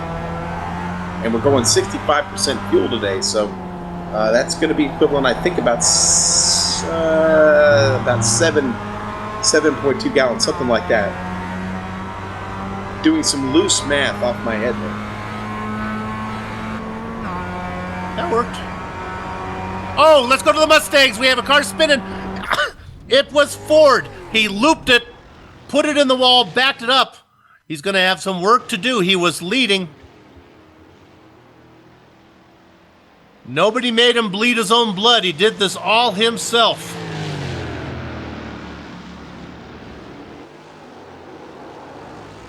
Wow. There it is. Maybe on the throttle, just a little bit too much there on exit soup, and it just came around on him. He banks it up a little bit too. And now let's stay on him. Let's go on him right now because that front nose is squished up. Here comes Travis Davis. Travis says, "Hey, nice seeing you." Ford's saying, "Man, oh man, I just had the car in the pits. I can't bring it in for several more laps." What Kevin needs right now, Sean, you know what Kevin's favorite color is right now? Yellow. I don't think that's in his future though. I don't think that's in the the rainbow today, sir. Jeff Jacobs officially going to take over first place in this race. And if we come around, Ford says, "I'll just live with it until I need to," so he'll stay out. I don't know that he has much of a choice at this point. He's going to have to keep it out there till the end of the run if he's got any chance of competing for a victory. Going to have to have a little hope. Sean, does he have to worry about engine trouble when you cave in the front of your car like that? I'm watching the gauge. Yeah, absolutely. I'm watching my water and my oil right now, especially the water, because he has damaged up the front end, and that very well could be affecting the temperature.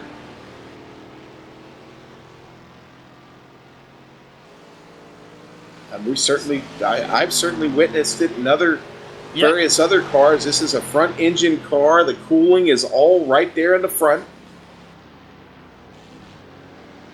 Oh, it is. That's a great Dougie Beard doing justice to that. The damage on that one, it is really, for the speed that he hit, it didn't look like he hit it that hard, man.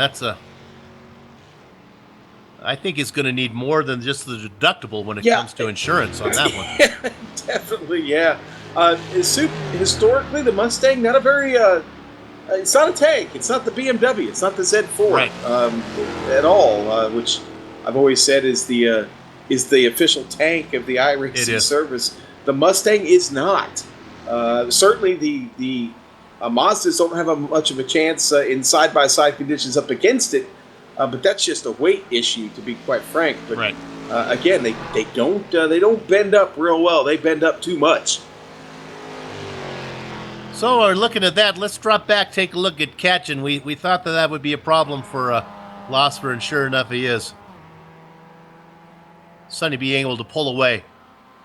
So, you give Sonny here about 1 hour and 15 minutes to race. 25 seconds behind the 2 leaders up in front. Boy, that is a big ask to get if he can do it. I mean, he's laying the groundwork. He's got a long way to go. A lot of time left.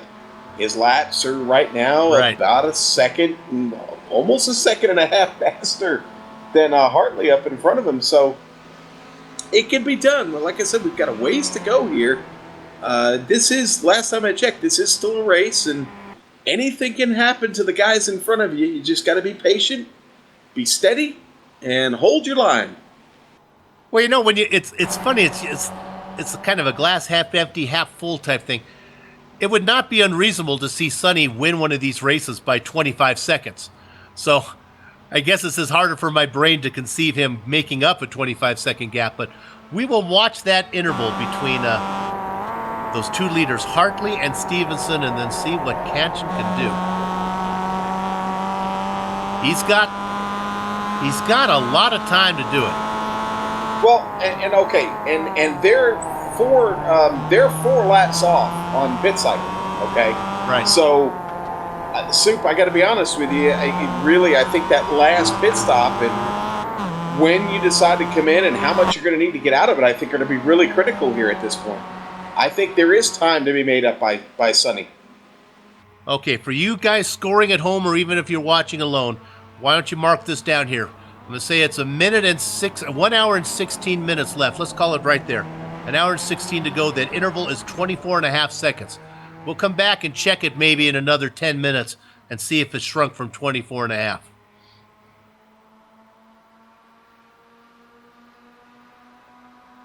I'm starting to get feeling Stevenson just really kind of just laying back, kind of toying with Well, Hartley a little I bit. would be careful if I were those guys. At this point, I don't think Hartley is trying to save fuel at all. I don't think he cares about fuel at this point. He knows he's got to come in one more time. I think his goal right now is just to go flat out, hard and fast as he can, and try and put some distance between him and Stevenson. Hasn't been able to show the pace to do that yet, but Stevenson makes one little mistake. This could start to work out in Hartley's advantage. But it is up to Sonny. That's the wild card sitting back there, Sonny, man. He keeps laying down some of these monster laps he's showing right now. He could be the difference in this. So there's lots of... Boy, I love this shot. I just can't take my eye off of that long shot as they go down into the sun. There's a lot of things to keep an eye on, and it's not only this going on here between the Hartley, Stevenson, and Kanchan, if he can run her down, but I got something else for you to watch. Jeff Jacobs is out there running all by himself now, but Travis Davis has been able to chew off a nice bite of this gap. It's now down under 12 seconds. I believe it was about 14 when they finished their pit stops. So we'll keep an eye on Travis Davis and see if he can start inching into this lead as well. Yeah, the tortoise is starting to close on the hair just a bit. The only thing I would have to say, if the tortoise gets close, it'll probably get squished by Godzilla, because we have yet to see Todd Honzarenko. But if Todd is going to come out to play, he would need to be coming out to play here pretty soon. Maybe Honzarenko just going to do the last stint, or maybe he's just in there to scare people, and Jacobs is going to solo it. We've seen Jacobs do that before.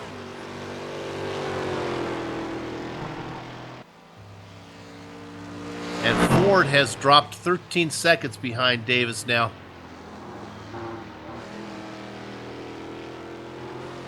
That's got to be discouraging.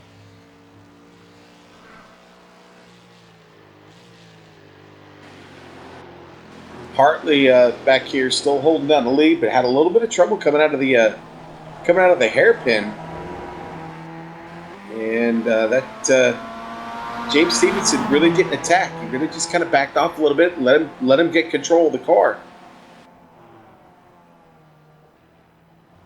Well, it's almost pointless, I guess, if Stevenson feels that the interval back to Kanchan, which is now 22 seconds. I didn't mark it down. What did I say? Did Kanchan have trouble?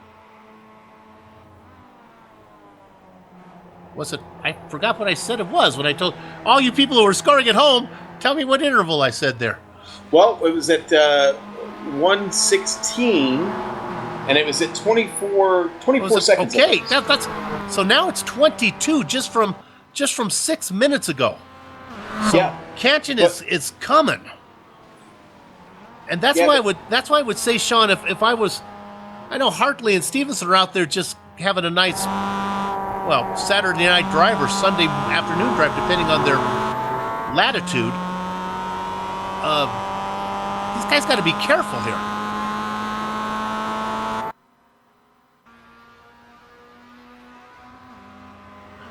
Okay.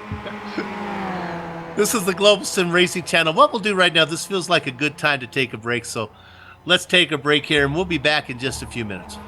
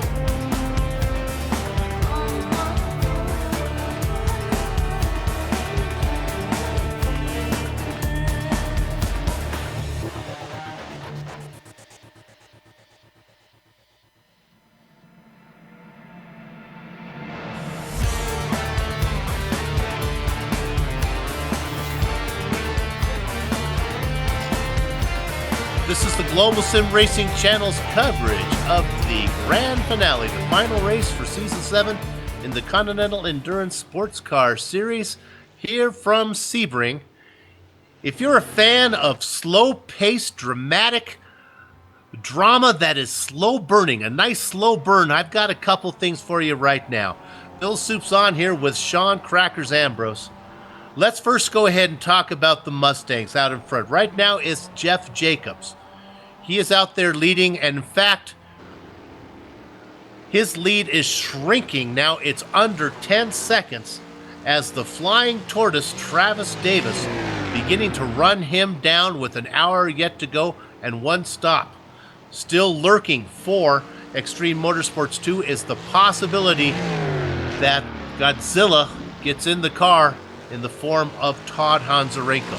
So that's what's going on in the Mustang. Slowly but surely, Travis Davis beginning to reel in the leader. Then we go to the ST class, the Street Tuner class, and right now it's Robert Hartley leading out there ahead of Stevenson. I don't know how happy Hartley is to be leading right now, as those guys just seem to be just taking their jolly good time around this track. Because meanwhile, it is Sonny Katchen who's been able to knock off 4 seconds off of this lead in about 8 minutes of time. And according to my calculations, if he can knock out 4 seconds every 8 minutes, he's down now by about 20 seconds. He should be there with about 20 minutes left in the race. So we have two guys that are way back, but are closing. Yeah, Soup, Sonny going to be in their mirror. Yeah. I'll tell you what, they better get busy up there, because the Australian is heavy on the foot right now, and still about a second and a half faster than our leader, Robert Hartley. Last lap for our leader was a 28.9, and that compares to Ketchen's 27.6. So that's 1.3 seconds in just one lap. Boy, and you know Asbury Motorsports would love a late season victory here, cap off this season, and go off into the sunset with a feather in their cap here of a victory here at Sebring.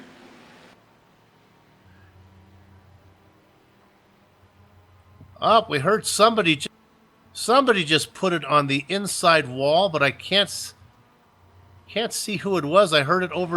That was. Well, no, okay. Sorry. Yeah, you saw the same thing I did, didn't you? You saw the Mustang going in the wall, didn't you? Yeah, that happened a long time ago. Yeah.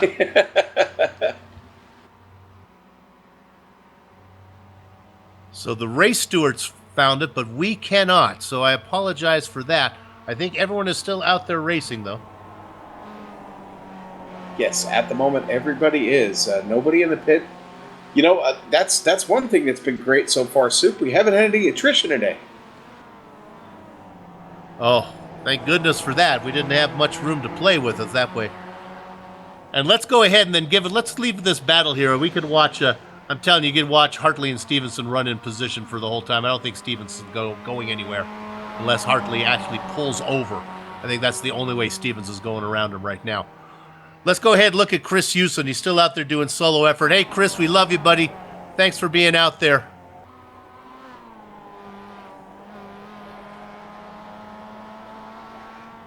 Also, Joe McDonald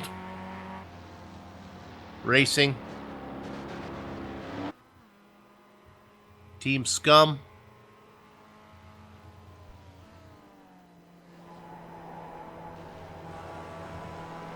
Yeah, Soup, I'm with you. I think right now Hartley would have to pull over if he wants Stevenson to get around. It just doesn't look like there's any urgency by Stevenson to do much more than what he's doing right now, and that is just following behind and letting our leader, let's be honest, let him use up all the fuel.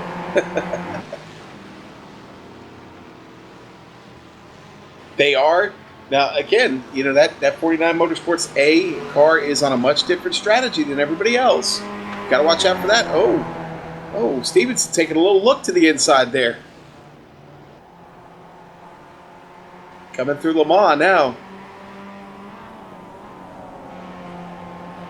Okay, sorry, went away there for a second. I ran over to the next booth to find out who was in the wall, and it was the 95 Oh, so it was Tortoise. Travis Davis.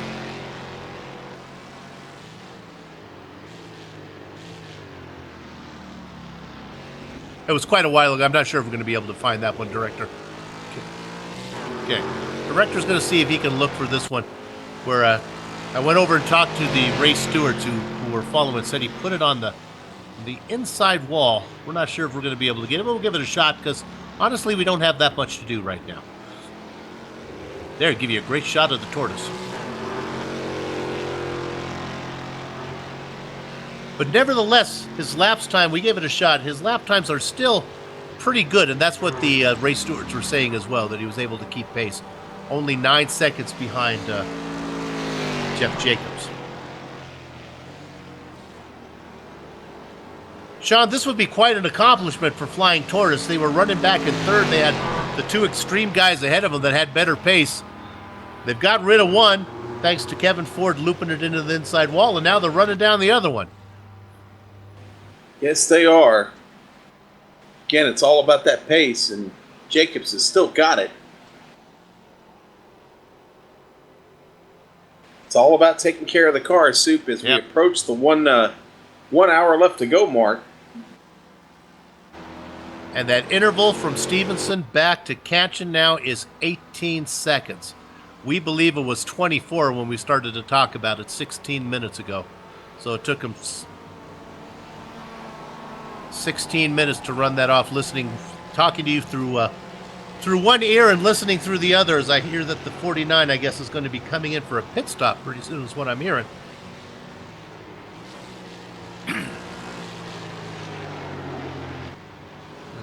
Yeah, the race stewards and us are both talking the same thing, as how long will Stevenson stay behind him?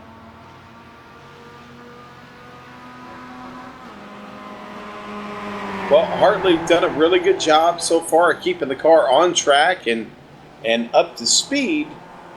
But again, we know it's not the same speed that Kanchan's got back there behind. Right. Kanchan now got it to under 18 seconds and still closing. Keep in mind, though, that there's a stop to be made here, and when they do come in, the pace that Hartley and Stevenson are running right now is nothing close to what Sonny is putting up and trying to put down. So I would imagine the guys up front are going to have a shorter pit stop. I guess if I'm Stevenson and my teammate is coming, I guess I have no problem with that. And what's he doing here? Just taking a different line. He really swung it out wide. Might have got a little deep on his entry there and had no choice but to swing it out wide there, Soup. That a different line indeed, but certainly gave Stevenson a moment to think about it.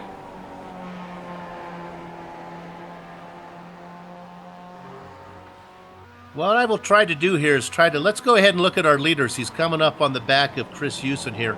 That's Jeff Jacobs. I'll try to be the town crier here, and every time Davis knocks a second off, I'll announce it. You can also follow along on that ticker down there because the ticker shows you the time.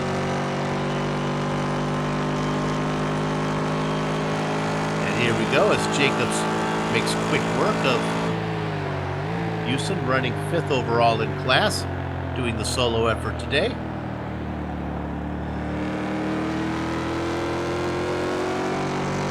Hewson with no friends, racing all by himself. No, all by himself.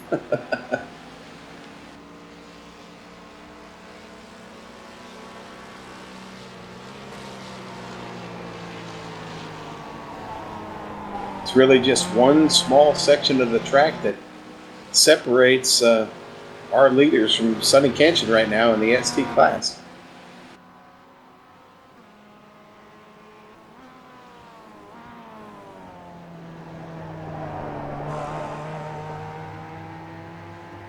And again, another trip around and no charge by Stevenson at all. He's just he's really comfortable right now. The gap from Stevenson to Ketchin, 16.2 seconds, and all is well. Need a little bell to ring when I do that.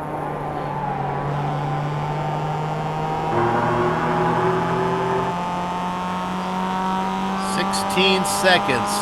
He's a-coming, and that he is Sonny Catching. So much pressure on Hartley right now to just remain consistent, Sue.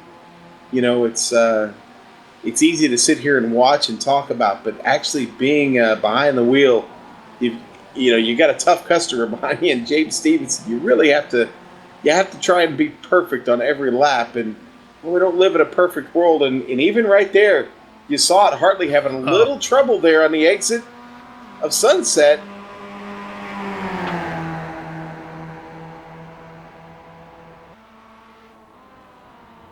Let me see if we can do some lap times here in comparison to when Hartley came out. See if we can see what the lap times were when this last cycle and how much he's slowed down. Right now he's running lap times is about 29.3. This last one was a 29.3, 29 flat. Yeah, and this is compared to when he first started here after his pit stop. Well, he's running 28.7s. He's about a half a second slower. But I know Bob Hartley. I know what type of driver he is, and I just don't think he is. I mean, while Ketchen is certainly superior, the lap times just don't seem to be accurate. Ketchen's doing his best. I'm not sure if Hartley is actually right now.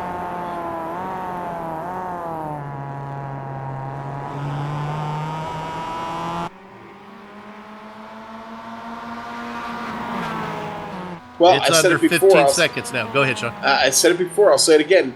Hartley holding up his end of the bargain right now, doing a really good job of throwing out some consistent laps here. Yeah, he's had a little bobble here and there, but not anything that's resulted in a loss of time. And, again, we really have a good suspicion at this point that Stevenson really content to sit there in second. The real pressure is going to be on Hartley with the pit stop suit. That's going to be critical. You don't want to overshoot it. You don't want to get in too fast. There's no speed limiter on the Mazda. So you've really, really got to be on point with your pit entry and getting to the box. We're riding on board with Sonny Catchen right now. I'm going to call a shot here. The director hates it when I start doing directing from the booth. Sorry, here we go. Stevenson making a move to the inside of Hartley, down into Sunset. There it is. Didn't mean to bust you up there, Sue. You can see the number right there that the interview from Hartley back to Ketchen now under 15 seconds. Oh, here comes Hartley. He's in. Oh, boy, that was awful close. We're thinking that maybe it's very close, Sean, to a slowdown penalty. We're going to watch here. Does he touch the cones? Yeah, let's look at it on the replay. I didn't see a cone go over, but did he touch it? Oh, I think he's okay. Castro in the car. Getting tires. They're getting tires. 4 tires and fuel. Going to get this done. We think, looking at that, it looks like he's okay.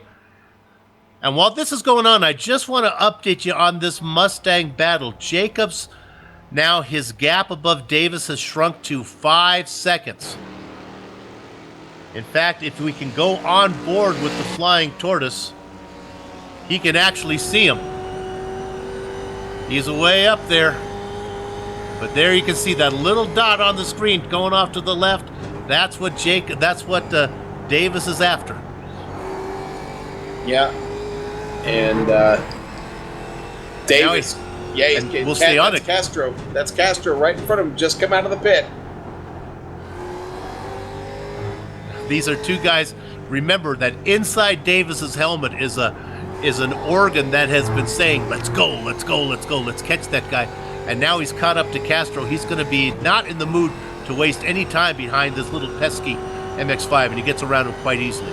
And Castro, in the same thing, is in no mood to lose time as he's got places to go as well. Yes, he does. Now the cone-to-cone time on that 49 Motorsports A pit stop, 57.2 seconds, Sue. The brain is an organ, is it not? I'm pretty sure it is. Okay.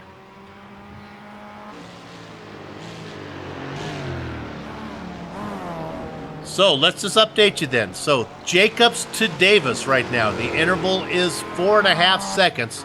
There is a pit stop still to be made for the Mustangs. For the MX-5s, Stevenson all by himself right now.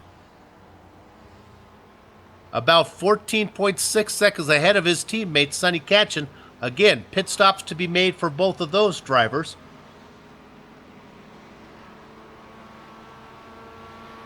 Yeah, all of a sudden, James Steven has picked up the pace now. Just a bit, huh? Yeah, this is a little more like it. And if you're a novice to racing, you say, well, why is he going fast now? Well, that's because the guy he was racing with was Robert Hartley. He could take as long as he wanted, as long as he's right behind him. But now that Hartley has come in and give way to Dexter Castro, Stevenson is giving it his all. Not because certainly he knows that Captain Castro's doing the same thing. Yeah, and we can't forget about Kanchan. Kanchan's still right back there. Now, Cap not closing anymore. Right. Because, this is going to be a little different now. Yeah, a little bit.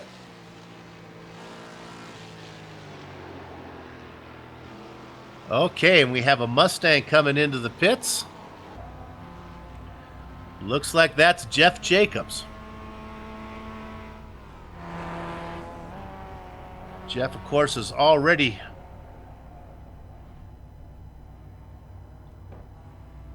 done this up. Oh, the Japanese population is beginning to run in the streets because Godzilla has gotten behind the wheels. Go, go, go, go, Godzilla. Hanzarenko is coming. Nice job, Sean.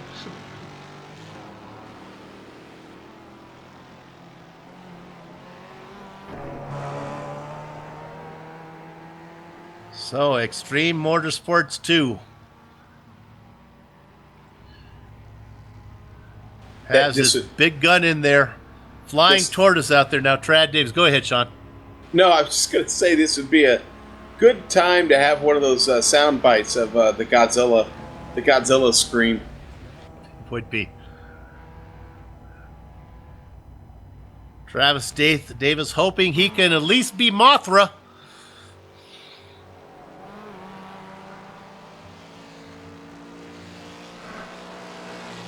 I'd be more worried about Gager making an appearance, to be honest. I don't know that one. Honestly, that's all I know about I believe Gager had 3 heads, if I remember correctly. Oh, I know that guy. That would be tough. Yeah, yes.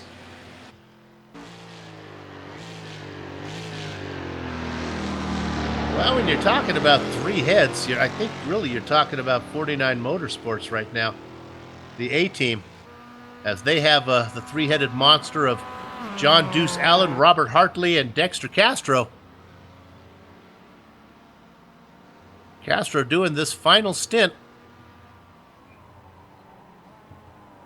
The captain of 49 Motorsports going to close out the season. It seems only appropriate to have him behind the wheel of that championship car.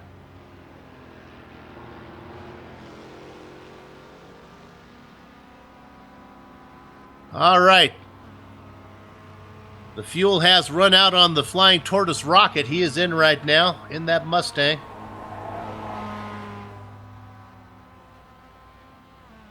Hanzarenko still negotiating that Mustang around the track, working his way down the Ullman Straight, just about to get into Sunset. And you can certainly tell why they call it Sunset, as soon as you come around here, what do you get in your windscreen is a big sunset. Okay, here comes Davis. He's rolling. Can you get that Mustang up to speed? I don't think so. He's got that Ford engine roaring, but going right by him is Todd Hanzarenko. But coming out closer than you probably would have thought, Travis Davis.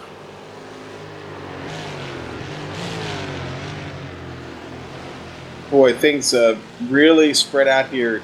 Kind of interesting right now as I look at where everybody's at on tracksuit. They've got the track pretty well covered. Actually, it's just a mix, a hodgepodge of who's where right now. But Kanchan back there in second in the ST class. That gap's not changing anymore, Soup. It's stuck.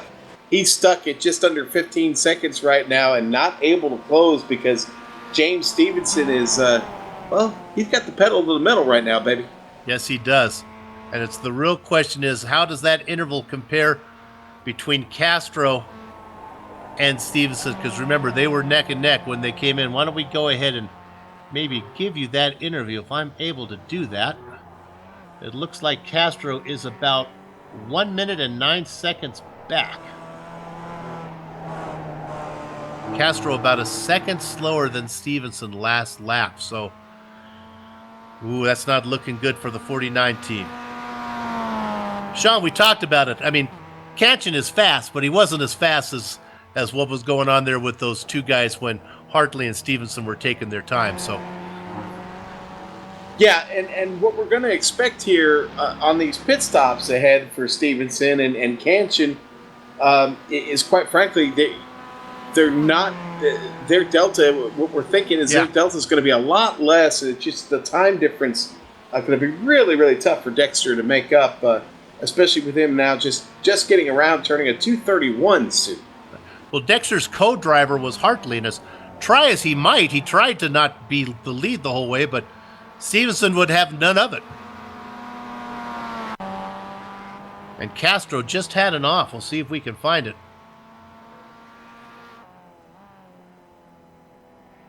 That would probably explain why he had a 2:31 there. Gets a little bit off in the grass and misses the entry there. Swings it all the way out in the dirt. Oh, you know what? He had it saved and then it just lost a little bit. That was some pretty nice driving. Hope he didn't injure the car there as he went over that pavement. Car took a nice jump. Watch this as he comes out here. Now, everything's fine. Then he hits this road. You'll see it right here, and it takes a bump. Ooh. Yeah, I'm taking a look at the car right now. It doesn't look bad at all. I think he got away clean with that suit. Great car control, though. It was. He caught it. It's so hard to do much when the car is on the grass. It's so slow to respond. It's kind of like trying to steer the Titanic when it's out there. Just watch Stevenson get out of Sunset, and he ran it all the way out to the grass, maybe just about 2 feet from the wall, coming off the exit of Sunset there, and with just a full head of steam, lots of momentum. Stevenson really fast on that last lap. That was a 27.6.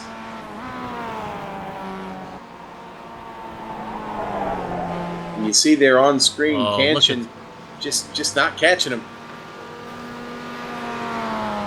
This is the time when our director starts to get a little artistic and bring out the little used cameras there.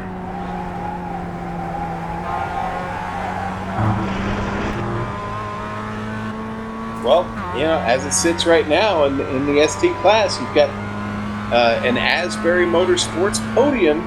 Stevenson holding down first. Sonny Kanchan there in second. Richard Losper still back there running. Been solid, sitting in third. And then it's 49 Motorsports sitting behind. I think that Losper spot, the number 75, they're probably a little bit vulnerable because all three of those Asbury cars still need to come in and make a pit stop. You know what? To the friends and family of Todd Honzarenko, why don't we give that hot shoe a little love, a little screen time. Hey, Todd, how you doing out there running in that 38 machine? The interval back between him and Davis is only 2.8 seconds. That's about what it was when they came out of the pit.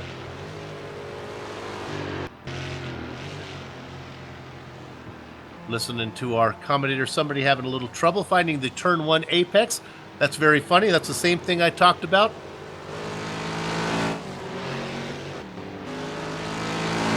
Not sure there really is a turn 1 apex. It's mythical. Let's see. I was about to say it's under investigation. Yeah, we're still trying to find it soon.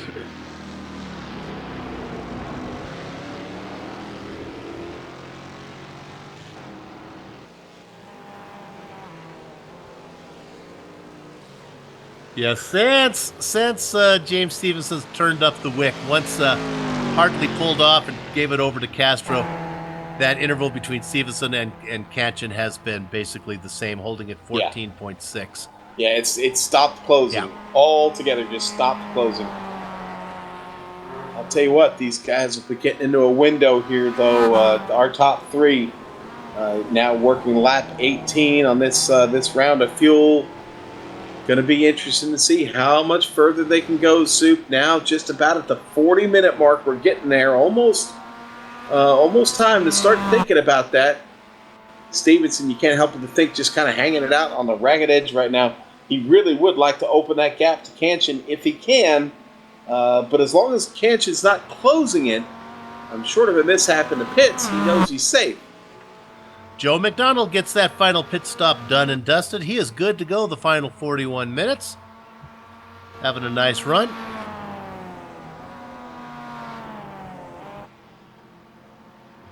And honestly, Joe McDonald is the kind of driver, if you are a series manager, he's the kind of driver you want in your series. Field feeler is kind of a derogatory term, but really isn't. He's out there. He makes the series good. He doesn't cause trouble. He gives you nice grid size. He's willing to go ahead and race it to the end. Hats off to you, Joe. That's what it's all about. He's going to solo this 2.5 miles, 2.5 hours.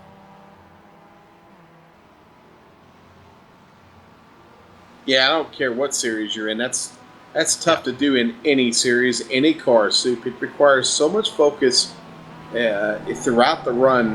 You just, we talk about this track being so fast.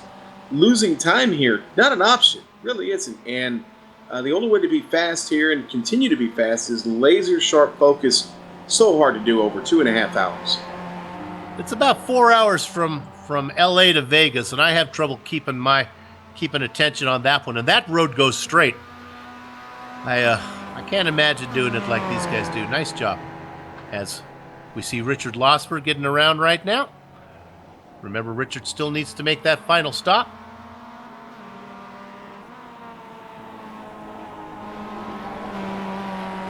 Good McDonald's in Barstow, California. Perfect stopping place between LA and Vegas. If you're ever doing that drive. I'll keep that in mind. Thank you very much. Not a fan of McDonald's as a rule, but boy, it is tasty when it comes up just at the right time. They have the McRib at that one? The McRib, it's everywhere, buddy. Can't get away from it. Sean, of course, lives in Texas, where it takes you about half a day just to get out of the state. True. My dad used to say, the sun has rose, the sun has set, and here we are in Texas yet. So, something like that. It's a big state. All right, so I'm watching Stevenson very carefully here on this lap. I'm starting to get a little nervous about a pit stop here, wondering, is it going to be 20 laps? Is that the magic number we got to get to here to bring the car in? And again, the distance between him and Kanchan not changed at all. Pit stops for them, though, still. And that's what Castro can hope. Yeah, I'm not counting Castro out of anything yet. He's certainly got a chance. I do see Chris Houston for 49 Motorsports C has brought the car in. Looks like there's going to be a driver change there. Well, I don't think so. I think Chris is soloing it as well. That's right. Chris, yes. Sure. You are absolutely right. Chris was soloing today. Chris and Joe McDonald are going the distance here. And he gets it out. Another driver that you'd want to have in your series. Look at that car looking perfect.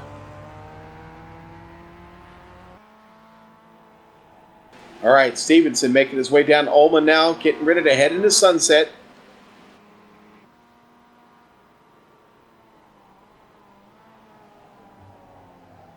Is it time? Not yet. I don't think so. Nope, gonna keep it going.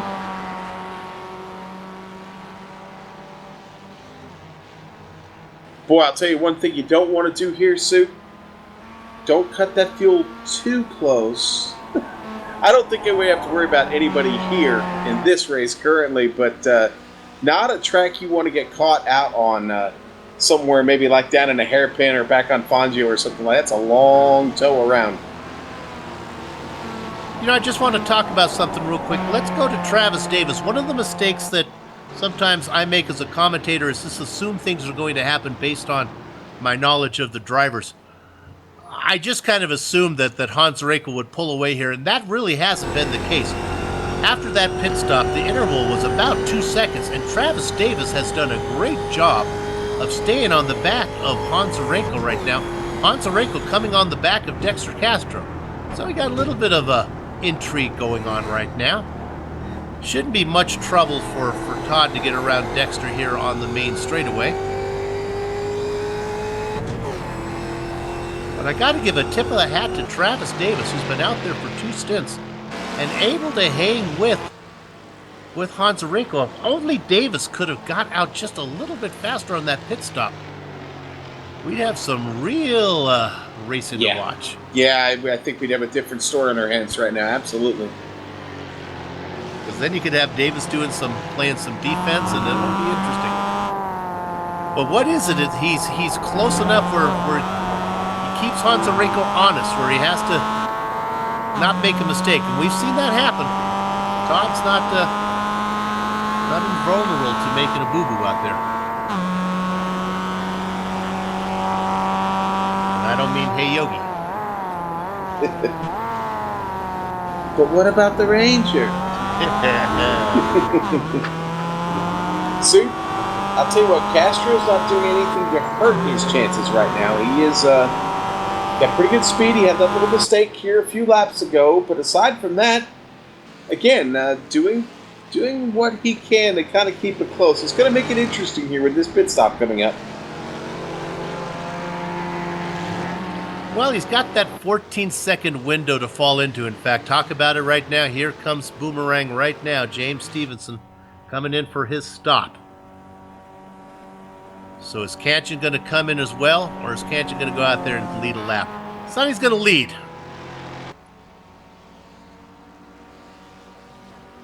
Losper now working his way down into Sunset.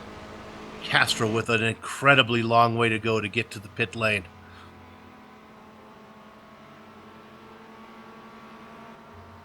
Stevenson in, left sides are up.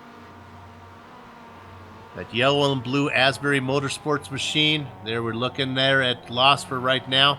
Coming around. Of course, Losper has a stop to make still. The right sides are down now. Stevenson still sitting there. GSRC on the trunk. Still waiting. I guess waiting for that fuel to fill. All right, he's starting to move now. Castro is in Sunset. Hitting the apex of the turn now.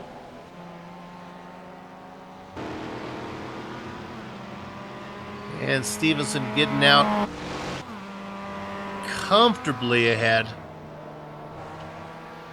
I honestly don't think Castro's trip through the alfalfa really was even enough to have cost him that spot.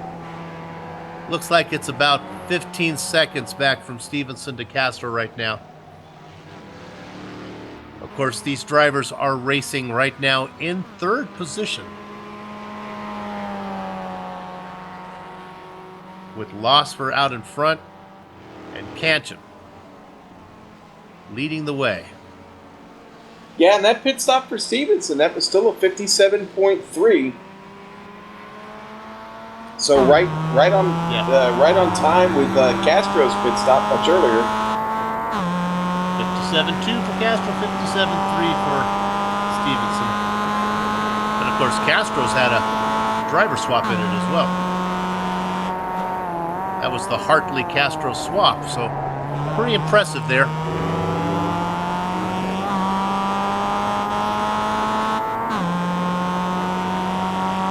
We're right on board with Stevenson, currently running third.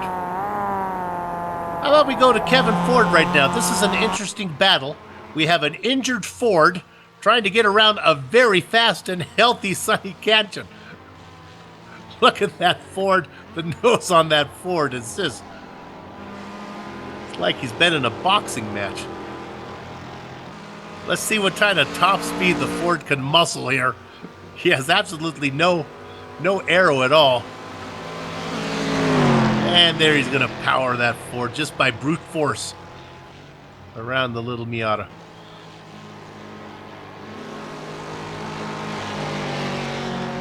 Yeah, look at Sonny stay right with him there through the turn. Yeah, this little Miata through the twisty bits is going to be... Yeah, right here. Like, he's like one of those, them up. Yeah, like one of those little fish on the back of a shark, you know? That, Yeah. One of those hanger-ons. yeah.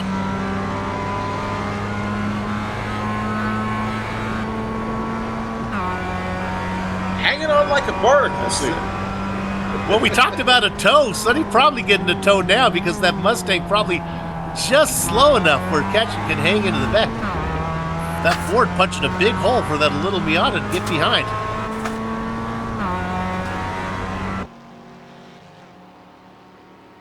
Ketchum with a 31-second lead over Losper.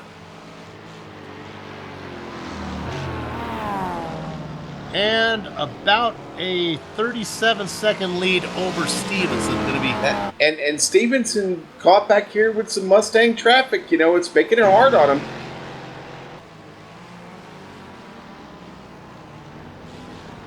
We could have a battle between Stevenson and Cancian before this is all said and done with, Sue.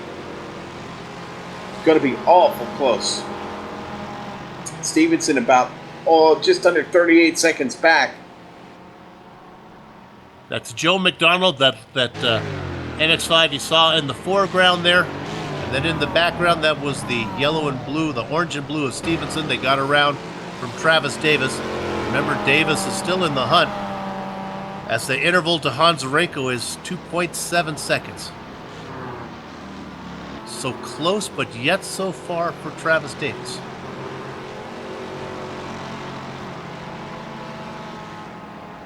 Flying toward us, that tortoise squinching his eyes, doing all he can to get going. Sonny Cancian hitting a top speed of 120 miles an hour there at the end of Ullman. Heading in, and Cancian is in. Here we go, Soup. Let's see how quick a pit stop he's going to get. He only needs enough fuel to go 29 minutes. And what is that magic number we're about to see? Will there be tires or will this just be fuel? Losper being passed right now as Honzarenko goes, as they go through Sunset together. Remember, Losper might want to pit here. This could be ugly Gonna be if tough. Losper wants to pit from this angle. Yeah, No, it's he's a going tough to go one angle more to do it lap. from. Yeah, he's going to have to. He had the Mustang right there next to him of Todd Honzarenko. Not a real good opportunity for Richard to get in. All right, Cancian's Cancian away. is rolling. Oh, this is going to be closer than we thought. Cancian is rolling. Here comes Stevenson. This is going to be worth, at least Cancian has a shot to run him down. Stevenson gets around him, but it is Not by much. not by as much as we would have thought. How about 2.2 seconds? And the race is on. Oh, yeah. Here we go. Cancian, fresh tire. I'm sorry, no tires. No tires on that one. Still a 44.3 second pit stop. Remember, Stevenson did take tires when he took his stop, so Cancian's going to have to really work. I'll double check that Sonny didn't take tires, but I'm almost certain he wouldn't there in that stop.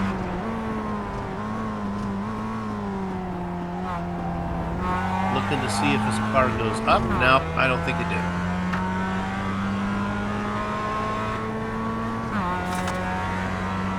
Cancian's get a time on that stop for Sonny. He was in there for 20 seconds. Might have been able to take one set of tires, one side.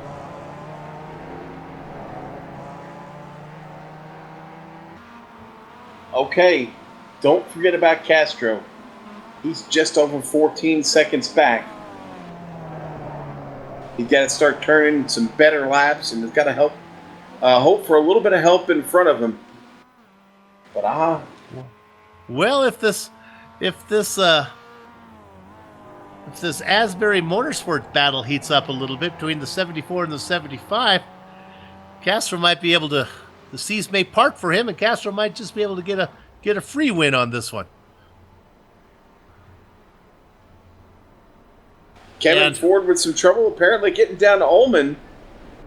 Well, and I the motor think just lets go on him. Yeah, it notes 7. I think we kind of called that one, Sean. I was asking a lot of that Ford engine. Yeah, and I think our early suspicions were right on it. He had been struggling to get that thing around lap after lap, and it probably just finally got to a point where the Ford had seen enough. And I got something else here. I got to use this phrase. I don't use it often, but I do when I don't know what's going on. Put the hammer in the oven because the camel has learned to read. Hans Arenko's lead over Travis Davis is now 1.7 seconds. This makes about as much sense as that phrase I just used. How the heck is Travis Davis doing this? Here comes Losper. He's around and he's going to stay out another lap soon. Losper, our leader. Yeah, but Stevenson not far behind, only about a minute and, a second and 1.4 seconds behind. He's closing quick. Hans Arenko, though, is 1.5 seconds ahead of Davis. Davis is making this a race, boys. 1.4.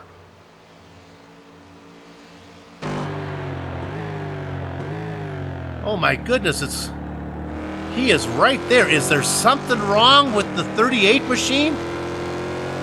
1.3.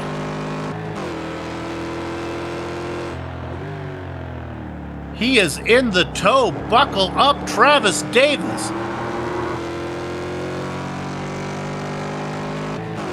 Okay, apparently the race stewards heard the hammer in the oven quote.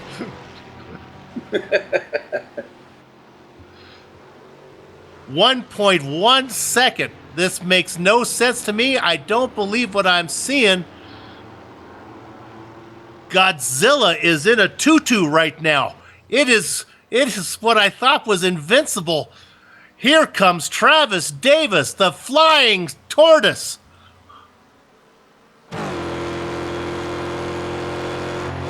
You know, sometimes an elephant is scared of a mouse. Could it be that Godzilla is scared of a tortoise? Okay, here we go. Stevenson trying to set up Losper. He's going to do it, makes the move. Losper still needs to come in. Is this the time now Losper has given up? He's going to stay out there as long as he can. Yeah. Running in second. Rich going to run it as long as he can. Here comes Canchin.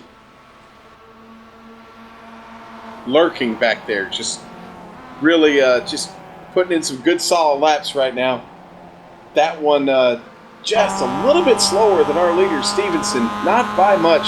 No, I'm sorry, just a little bit faster. It's a 27.358 and a 27.388 for Stevenson. Okay, I think I may have poked the giant here as now Hans Arenko starting to pick it up a bit. Might have taken a little offense to the tutu comment. 1.3 though.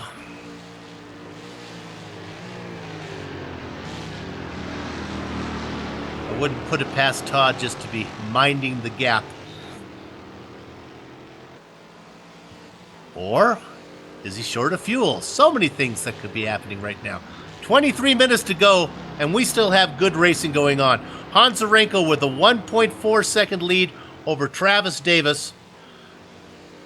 James Stevenson with less than a second lead over Richard Losper. Of course, Losper needs to come in. Back behind him is Sonny Ketchen racing for all he's worth right now. Or does Losper need to come in? He's working on 26 laps here. Wow. Stretching it further than we've seen anybody stretch it yet today.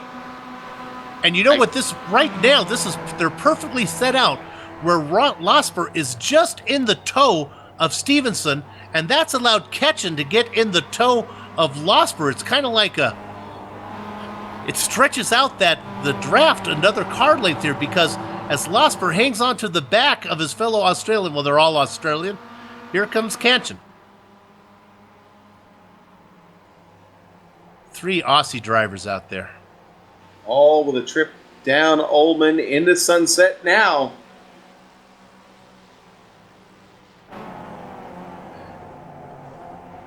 Here comes here comes Kanchan right behind Losper. Losper going into the pits to fill up his billy bag. That's going to leave James Stevenson out in front now, and the interval is 2.5 seconds. Now, is Castro going to catch him and get by Losper? Probably so. Castro in Sunset now. Losper not even to a stop yet. Castro going to get around, and that's going to move him up into a podium spot for 49 Motorsports.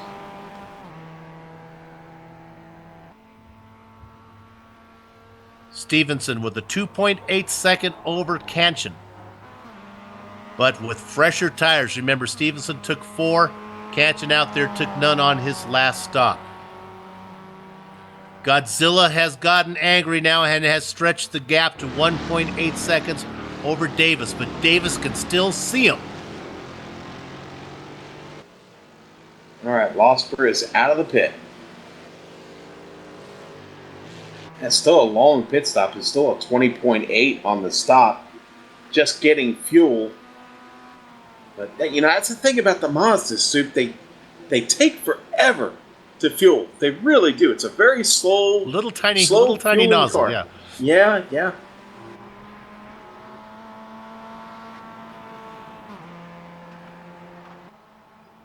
And Stevenson's starting to kind of pull away maybe a little bit from Kanchan. I still think we're going to have a battle, though, before this race is over. Those two are going to have a little fun to the finish. All Sonny needs to do is get in the tow. He is 2.4 seconds back. He's so close to getting in the draft. So close. Not there yet.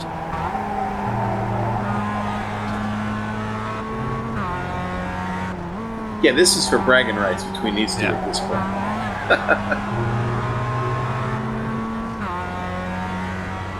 Honzareko upped his lead now to 2 seconds over Davis. And there doesn't seem to be any traffic in sight.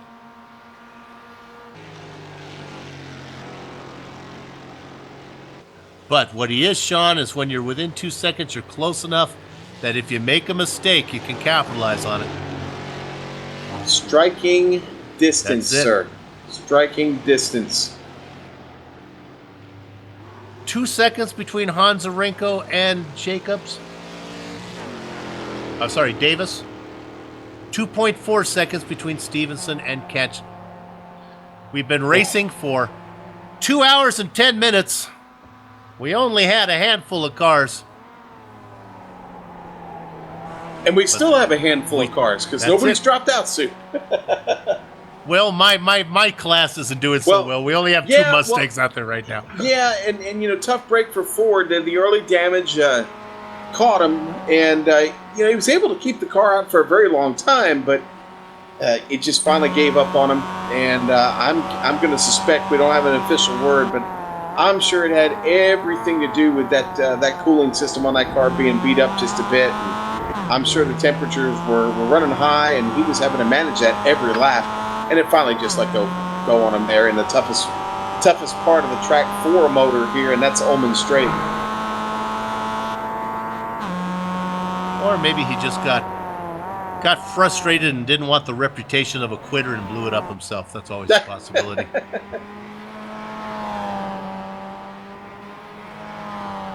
I think some call that the Big Joe Hassert move, actually. That's it. I've seen that before. Stevenson upping his lead now to 2.6 seconds. Want to make sure there's no battle out there on the track. Castro's safely in third. 21 seconds up on Richard Losper.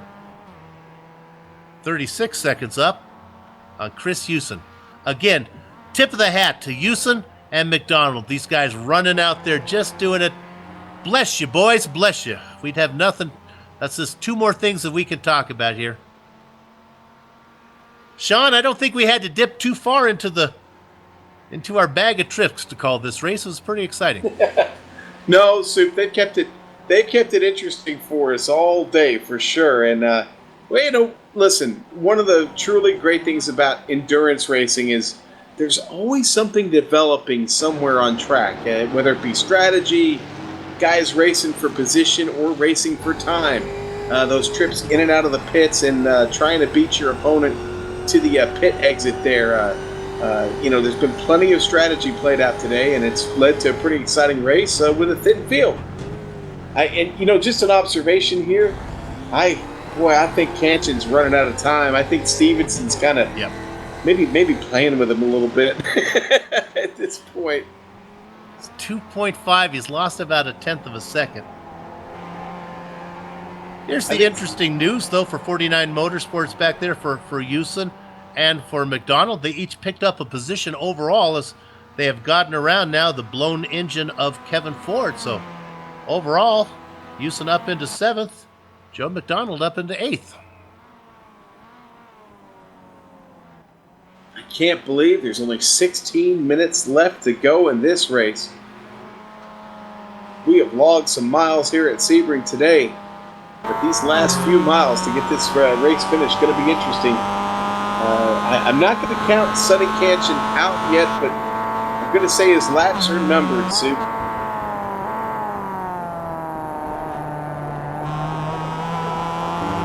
Just under 16 minutes to go. Come be with GSRC tomorrow, Sunday, for we have a full slate of races. Absolute Beginner League on an earlier time than usual. Want to catch a little skippies at Mid-Ohio? Come and join us there. Later on, we have the Blaupont Endurance Series. Sean and I will be back to do color commentary on that with Joe Peak doing lead. That'll be fun. You want to miss that?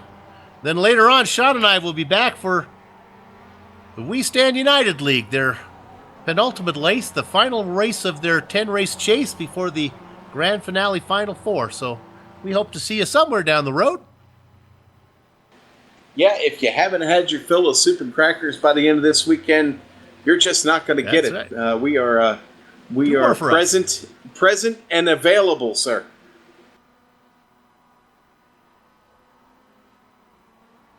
It's great though, getting to call all these different series. It is. and all the different cars we see in the Castro. Oh, with trouble. Dexter! Oh no! Oh, and he wrecked it. He didn't just wreck it. This is not a wrecked little it bit bad. of trouble. This is some serious trouble. Well, Now we got something to watch here as we see him nose that in. Watch this. Boom!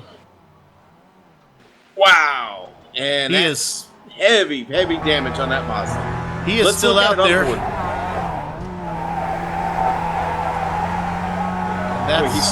He swung that entry out way wide there, and the car went around and never stopped going around, nosed into the inside concrete wall, probably ending the day or close to ending the day. Oh, for I don't that think car. it's struggling. He's still out there with no hood right now, and what he's trying to do is keep that thing out there running. He's got 13.2 seconds on Richard Losper, and all of a sudden, the Losper man has something to race for. Whoa! Oh! No. Oh! Wow! What the heck? Is that Joey Chitwood behind the wheel there? Chitwood. Dexter Castro doing a great job. Look at this car. It's a tricycle. Wow. That's All really right. getting her up on 2.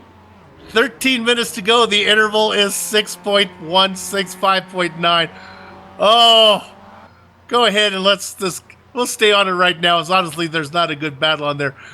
Here comes Richard Losper as Dexter Castro trying to keep that car out. The race stewards are talking about whether they need to bring him in. Well, the car is crabbing just a little bit, and if you're not You familiar think? with that term, it means that all 4 wheels are kind of heading in different directions right now on that car, and Losper closing him down quick here. That's a podium position, Sue. That is. The Aussies looking to sweep the podium today. crabbing. I think it's a seafood buffet, man. Here it comes Lost for right now. Wow, that is an interesting development. If I was Richard, I'd be careful which way I get it. And he gets him around the low side, the side that won't roll. Well, Castro has all of a sudden, Chris Houston with something to race for. He's got a 40-second lead on Chris Houston with 12 minutes. We're going to watch it. And honestly, Chris, if you can't close the gap on Castro now, you need to take up Sim City or something, because iRacing is not for you. The gap is now 36 seconds from Castro to Houston. Well, it's interesting that Castro is keeping the car out there. I wonder how much damage he's actually carrying. I mean, at some point, they may throw that meatball flag at him. He may have to come in. He may have no choice. Honestly, I can't believe iRacing that the software is letting him still race right now. Meanwhile, we can't lose track of this interval between Honzarenko and Davis. It's 2 seconds.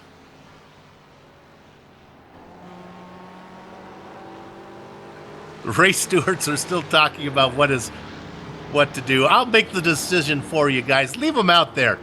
The fans want them out there. If you're watching on YouTube right now, go ahead, post it. Leave Dexter alone. Hashtag Castro lives. Interval 31 seconds from Castro to Chris Houston.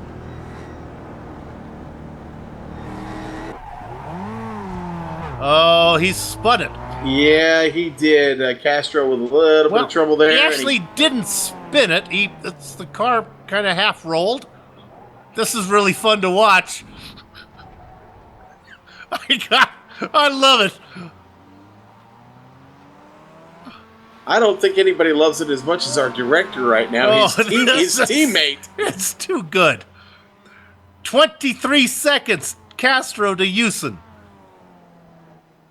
for fourth spot. I'm thinking maybe Amjad enjoying himself a little bit now. Maybe a little payback there. Stevenson still doing a really, really good job up front here, doing just enough. 2.5, yeah, to continue to keep that gap between him and Kanchan with now less than 10 minutes to go. 2.2 seconds from Honzarenko to Davis. 2.5 seconds from Stevenson to Kanchan. Go ahead. We just got the big call from Race Control. They've asked the 49 to come on in and get the necessary repairs. Castro, it's the last race of the season, baby. Stay out there. Make them take you off the track. The scorched earth, right? That's right. There's question whether the Conti series will be back. Stay out there, buddy. It's 12 seconds now from Houston to Castro.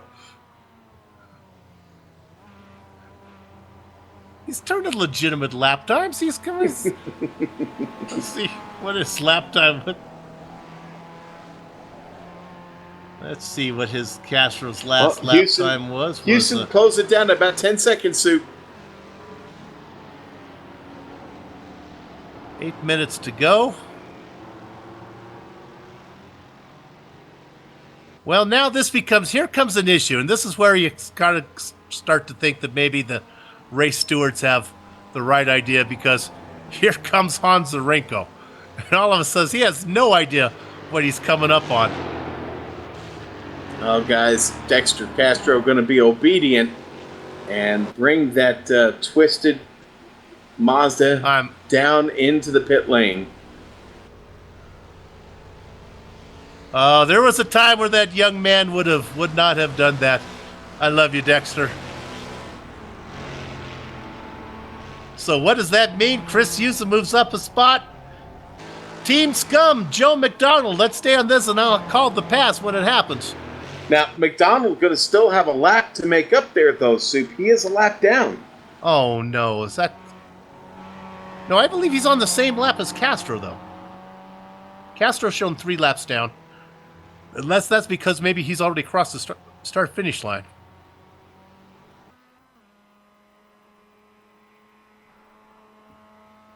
Joe McDonald, needless to say, whether he gets it this time or the next time around, 7th overall for Joe McDonald.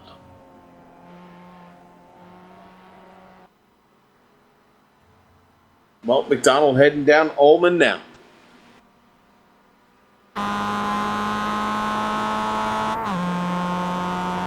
Castro in the pits. Maybe he can come out. They'll have to ask him to come in again. Ooh, I'm going to think mandatory repairs on that car are probably going to be a little lengthy, certainly upwards of probably maybe 3 to 5 minutes. Kind of impossible to tell, really, not being in the car and knowing how much damage it actually had. But none of it looked good, to be honest. You never know what you're going to get here on the Global Sim Racing Channel.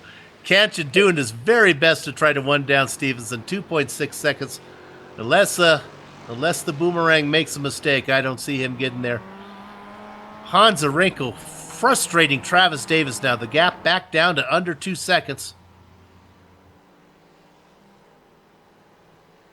Hey, let's not discount what Richard Losber's done since he got in the car. Sue, hey, here he sits with a podium position in sight with now just over 5 minutes to go. Basically, all he's done is got in the car and driven a great race to get to this point. I mean, he really has been solid every lap since he took over for his teammate. And you are correct, sir. Scum Motorsports did not take that lead. He did have to go one more time around, and we're looking at the white flag lap here pretty soon. Hans Arenko with a 1.8 second lead on Travis Davis. You talk about a carrot. Davis is like the horse that has the carrot hanging in front of him. No matter how fast he goes, he just can't get there. Yeah, it kind of been the same thing here over in the ST class with Kanchan's been trying to do and not been able to make happen. And it's left Stevenson still with a 2.6 second gap up in front of him. Things not looking good for Kanchan's chances to get this win.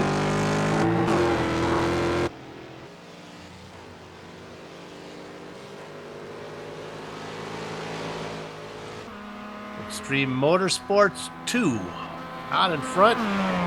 Travis Davis back 1.8 seconds. We're looking now at the catch, and there we go. Now we're looking at, whoops. We're going to do the Mustangs right now. We're going to give the Mustangs a little love. Our director's saying, what do you want me to do there as he's jumping them around? 2 second lead. You can just see both cars in the frame right there. So close. So frustratingly close to Travis Davis. Nonetheless, Flying Tortoise has to be happy with this. 1.6 seconds now.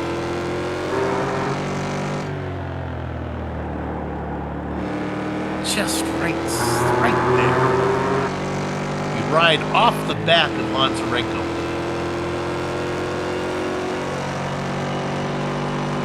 Totally different look this way. Instead of going into the sun, we go into the approaching night.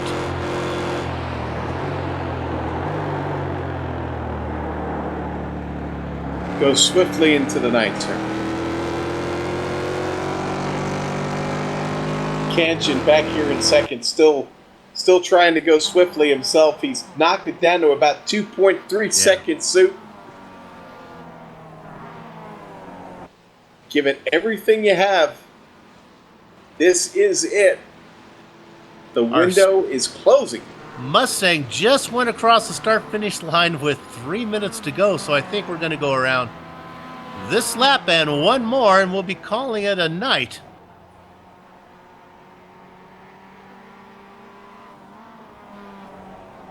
And that gives Team Scum a chance to move up into 7th place now. We'd like to thank Dexter Castro for the comic relief that he offered us there. That was some entertaining racing.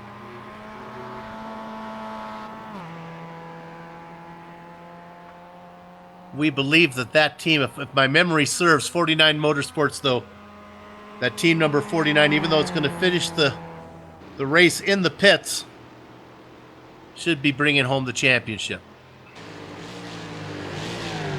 Yes, sir, that is correct, Sue.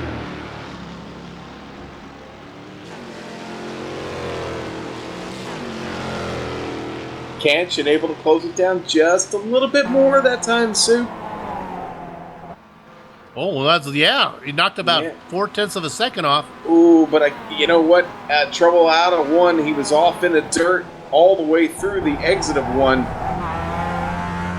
cost him a little bit of time. But he's still digging. Oh, my goodness. Sonny's putting on a show right now. Remember, he's running on the rims. He's got it under 2 seconds. 1.8. Watch the hairpin. Here we go. It's in the 1.7s. Boy, he really broke late on the entry to the hairpin. 1.8 again. He's close. He can get to the toe. Oh my goodness. Hans Arenko the lead now down to 1.5 seconds. 2 battles to watch. Hans Arenko comes across the start-finish line now. We'll get the white flag. The interval is 1.3 seconds between the 2 Mustangs. 1.7 between the 2 Miatas. 2.5 hours, and it gets down to this. The last couple of laps of the race. We'll watch them both. I appreciate both Hans Arenko and Hans Arenko and Stevenson for keeping this interesting. Both leaders maintain their gaps. We ride on board with Travis Davis looking ahead of Hans Arenko. Sonny Canchin back here with thinking to himself with one last breath, I spit at thee. He's really digging here. Heading down into sunset. Last hope. Probably going to have one more lap here. I think the timing is going to be good in their relationship to the Mustang leaders here. It's going to give them a little more laps to go on. The interval is now under 1 second between the Mustangs. They work their way around the back half of the track. Davis, in theory, might be close enough to get a toe down the Ullman Straight. What in the world is happening? It's 0.8 of a second.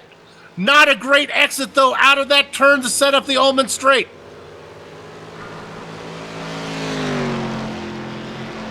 Here we go now. This is going to set us down to under a second. Looking for a good exit. The Mustangs are closer than the Miatas. It's 0.8 of a second. Here comes Canchin down into the hairpin, out of Big Bend. We got 2 battles going on at the same. Canchin has closed in on Stevenson. Looking now for it's down to 0.6 of a second. It's down to a half second. Davis trying to do everything he can as they work through sunset. He's gonna run out of race. The final race on the Season 7 schedule goes to Extreme Motorsports 2. Let's go to the MX-5s. Yeah, let's get back to the SD class because it's still Stevenson trying to hold off Sonny Canchin, who's got it down to just a second now as they start to head through the last sections of this track. Through Tower and now on to Bishop. Here they go. It'll be a race to Le Mans. Under a second. He is in the toe. If he can just close a little more, he might be able to get a run down the final long straight. He still has time. He's closing. He's probably 7 car lengths back right now. Is he too far? It's a long straight for these little guys. 0.7 of a second. Ooh, here he comes. Here he comes. 0.6 of a second. It's all going to come down to this sunset. the trip through here. Kanchan closing even more. Soup on the exit. Stevenson with a pretty good drive off. And again, I think they just run out of time. It's going to go to Asbury Motorsports 426. Asbury Motorsports car number 74 takes second. Congratulations to Asbury Motorsports, who are going to sweep the podium in the ST class. We look now at Richard Losper, that final Asbury Motorsport car coming around. He's got a ways to go. Coming through Le Mans now. Going to get to the Ullman Straight.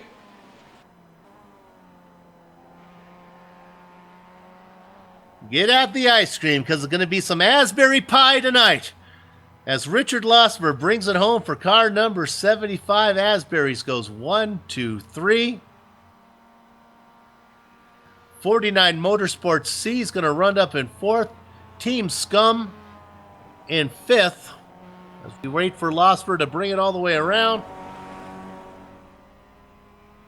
And the bad news for, oh my goodness, let's go ahead and look at 8th place. Yes, he is back on the attack. 49 Motorsports, that's Dexter Castro racing in that 49 machine. And why does that matter? Because what you're looking at there, right, guys, is your team champion, 49 Motorsports A team, brings it across the line. He's going to round out the season under power. Dexter Castro brings it home. Come on, Dexter, there you go. And he's going to park it on the start-finish line.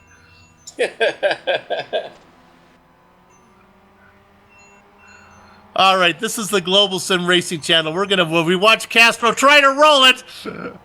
As Castro tries to turn it over, we're going to take a short break. We'll be back in a few minutes to interview all the drivers, run down your entire standings and close-up shop. Back in a few.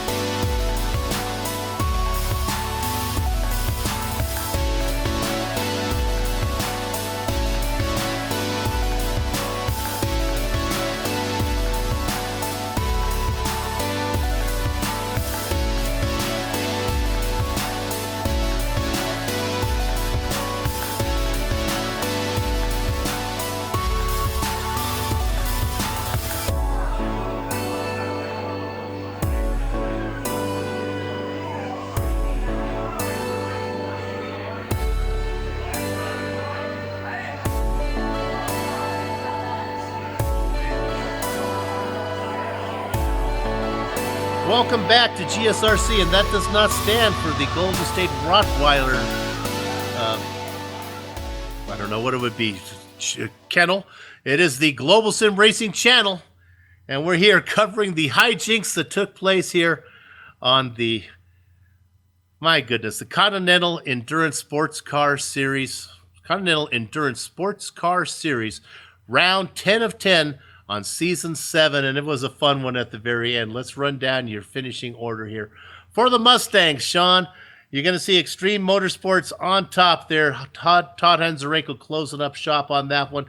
Flying Tortoise Motorsports, they came home second overall, and that one was driven by Travis Davis. I'm going to skip down here then to Extreme Motorsports.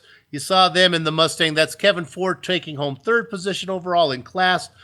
And then Bush Fink Racing didn't enter. So why don't you run down your ST drivers? All right, let's do it. The big winner there, James Stevenson, brings it home for the guys there, the Asbury Motorsports 426.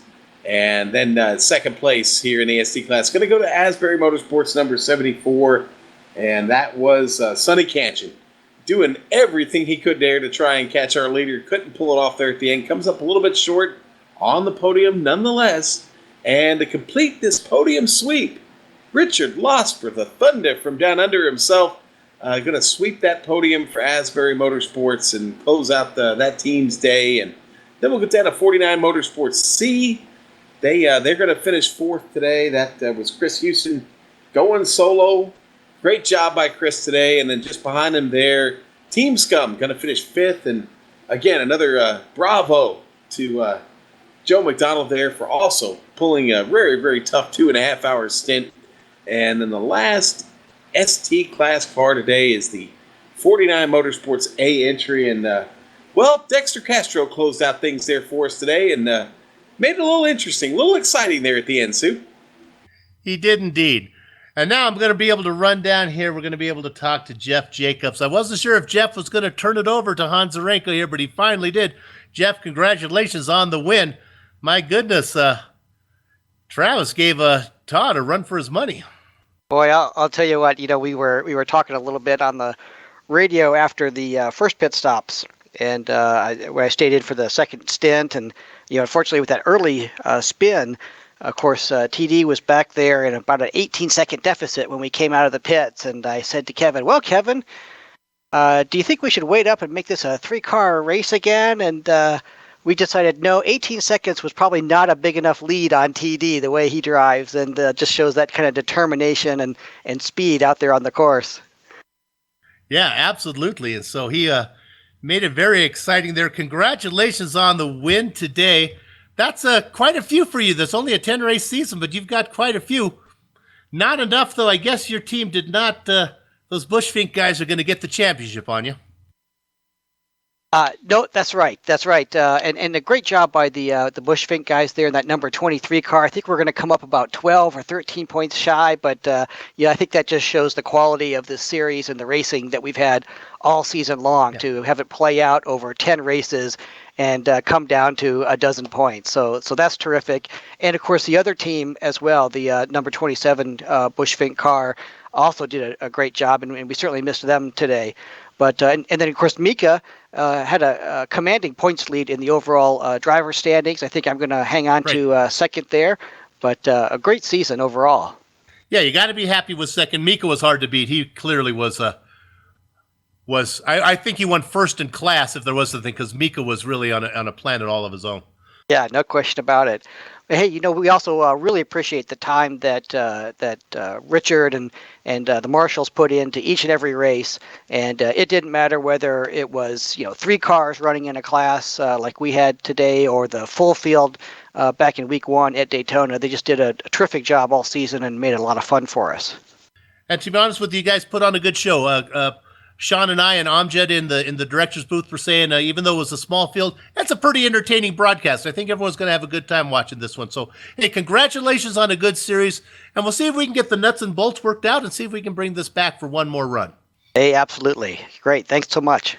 All right, Jeff Jacobs, your winner today and second overall in the Drivers' Championship in the GS class. Sean, anyone you'd like to talk to? Do you want the boomerang, or who do you want? Yeah, let's let's get James Stevenson down in here and talk to him real quick. And James, quite a day for that Asbury Motorsports team in general, but quite a day for you. Mora handed you a nice car, and you just kept the hammer down.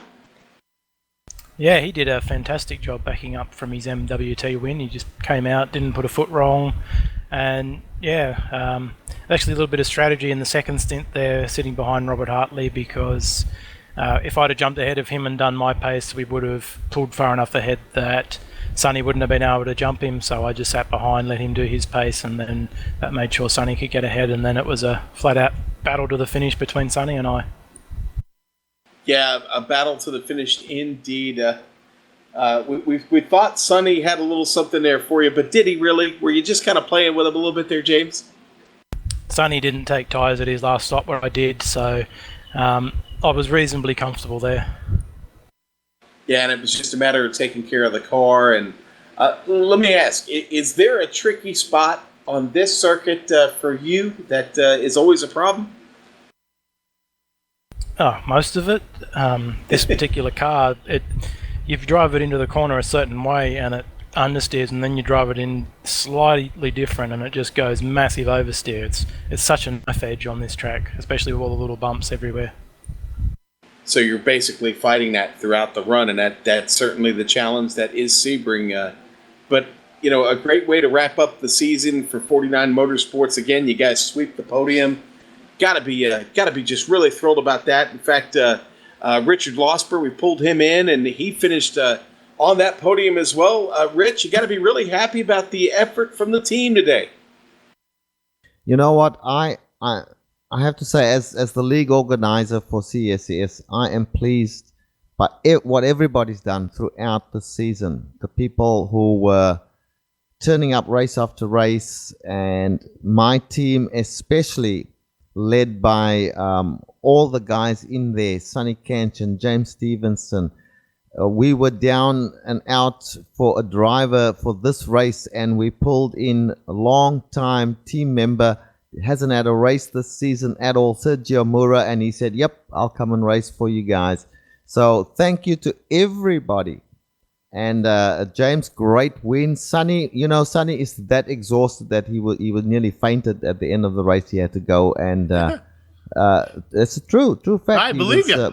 Yep, and because he gave it everything, and after MWT's disappointment, anyway, enough said. Just thank you to everybody, the marshals, turning up race after race to make sure that they can, call yellow flags and things like that. Fantastic job, everybody. Well, congratulations, Richard, on a great series. Well, maybe we can get the nuts and bolts worked out, iron out all the wrinkles, and see if we can figure out a plan to bring this back for one more run. That would sure be great.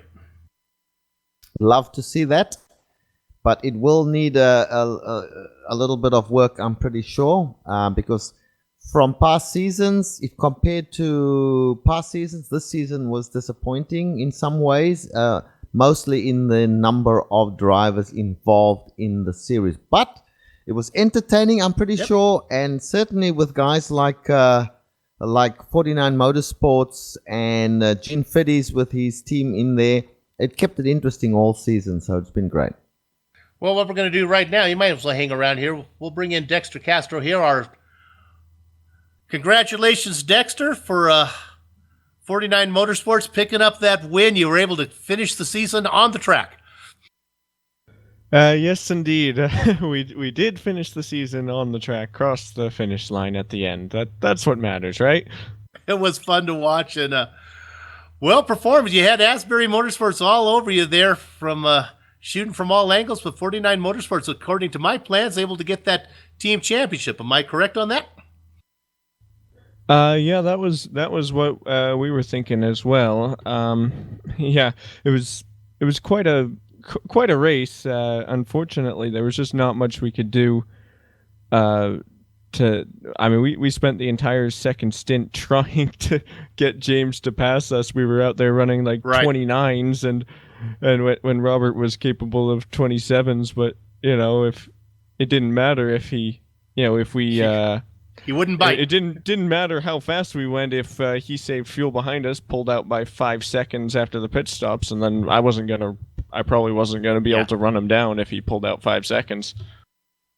Well, but we'll let you go on this. How fun was it to drive that car after you nosed it into the wall? It wouldn't roll on you, would you? Yeah, we'll see. I haven't driven an H-pattern car in quite a while, so apparently my shifter is acting up again, needs to be cleaned again. So it was popping out of gear at rather inopportune times, and one of those it just popped out, wouldn't get back in, and just oversteered into the wall.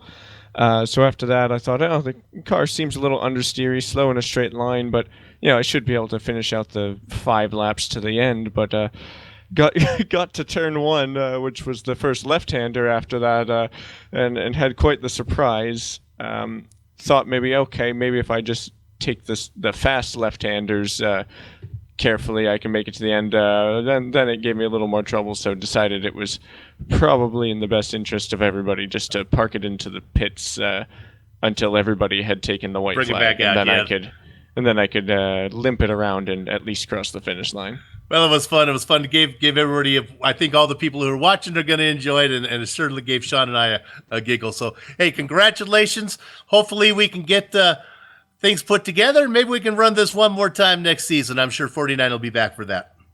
Yeah, I hope so.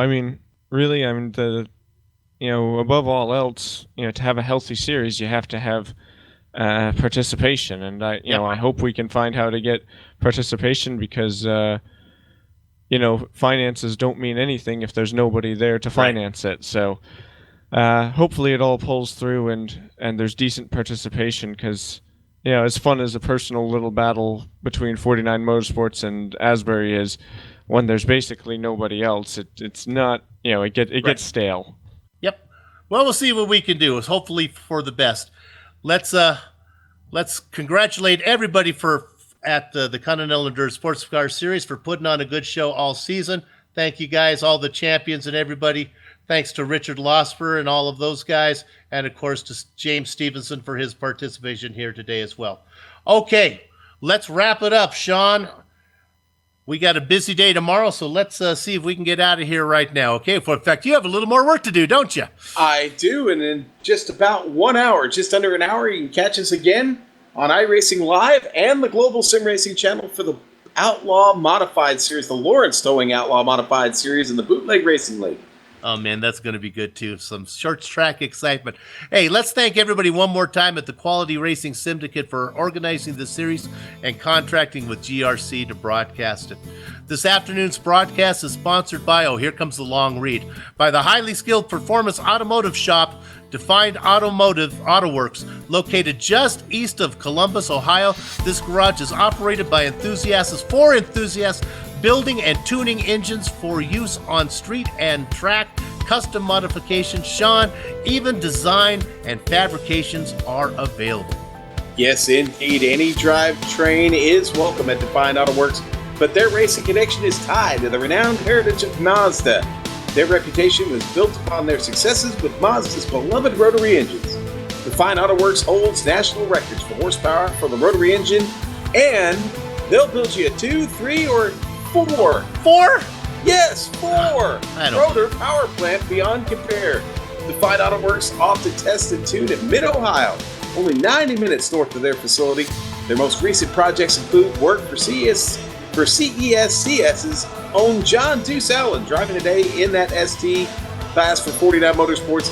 Contact them anytime, definedautoworks.com, or stop by when you're in town for a race. I get a sharp one thanks to the company's equipment and software that you see on the screen right now that we use on the broadcast. And the original music you heard on today's broadcast is thanks to Eric Eckholm and Casey Lalonde. See the screen for how to contact each of them. And what we talked about in the interviews, our plans are underway for Season 8 of the Continental Endurance Sports Car Series. And once things are finalized, you can count on GSRC to be there to bring you all the action. And if you'd like to find out more information about GSRC, including broadcast schedules and archive races, your best bet is globalsimracingchannel.com. You can also catch us on Twitter at GSR Channel and Facebook at /Global Sim Racing Channel. Finally, on behalf of my mate Sean Ambrose, our director Amjad Yaman, our camera artist Dougie Beard, I'd like to thank all of you for watching. And with that said, we're going to change it up since this is the last race of the season. Change up our exit line here. Well, that's about does her. Wraps are all up. I hope you folks enjoyed yourself. Catch you all later on down the trail. Say, friend, you got any more of that good sarsaparilla?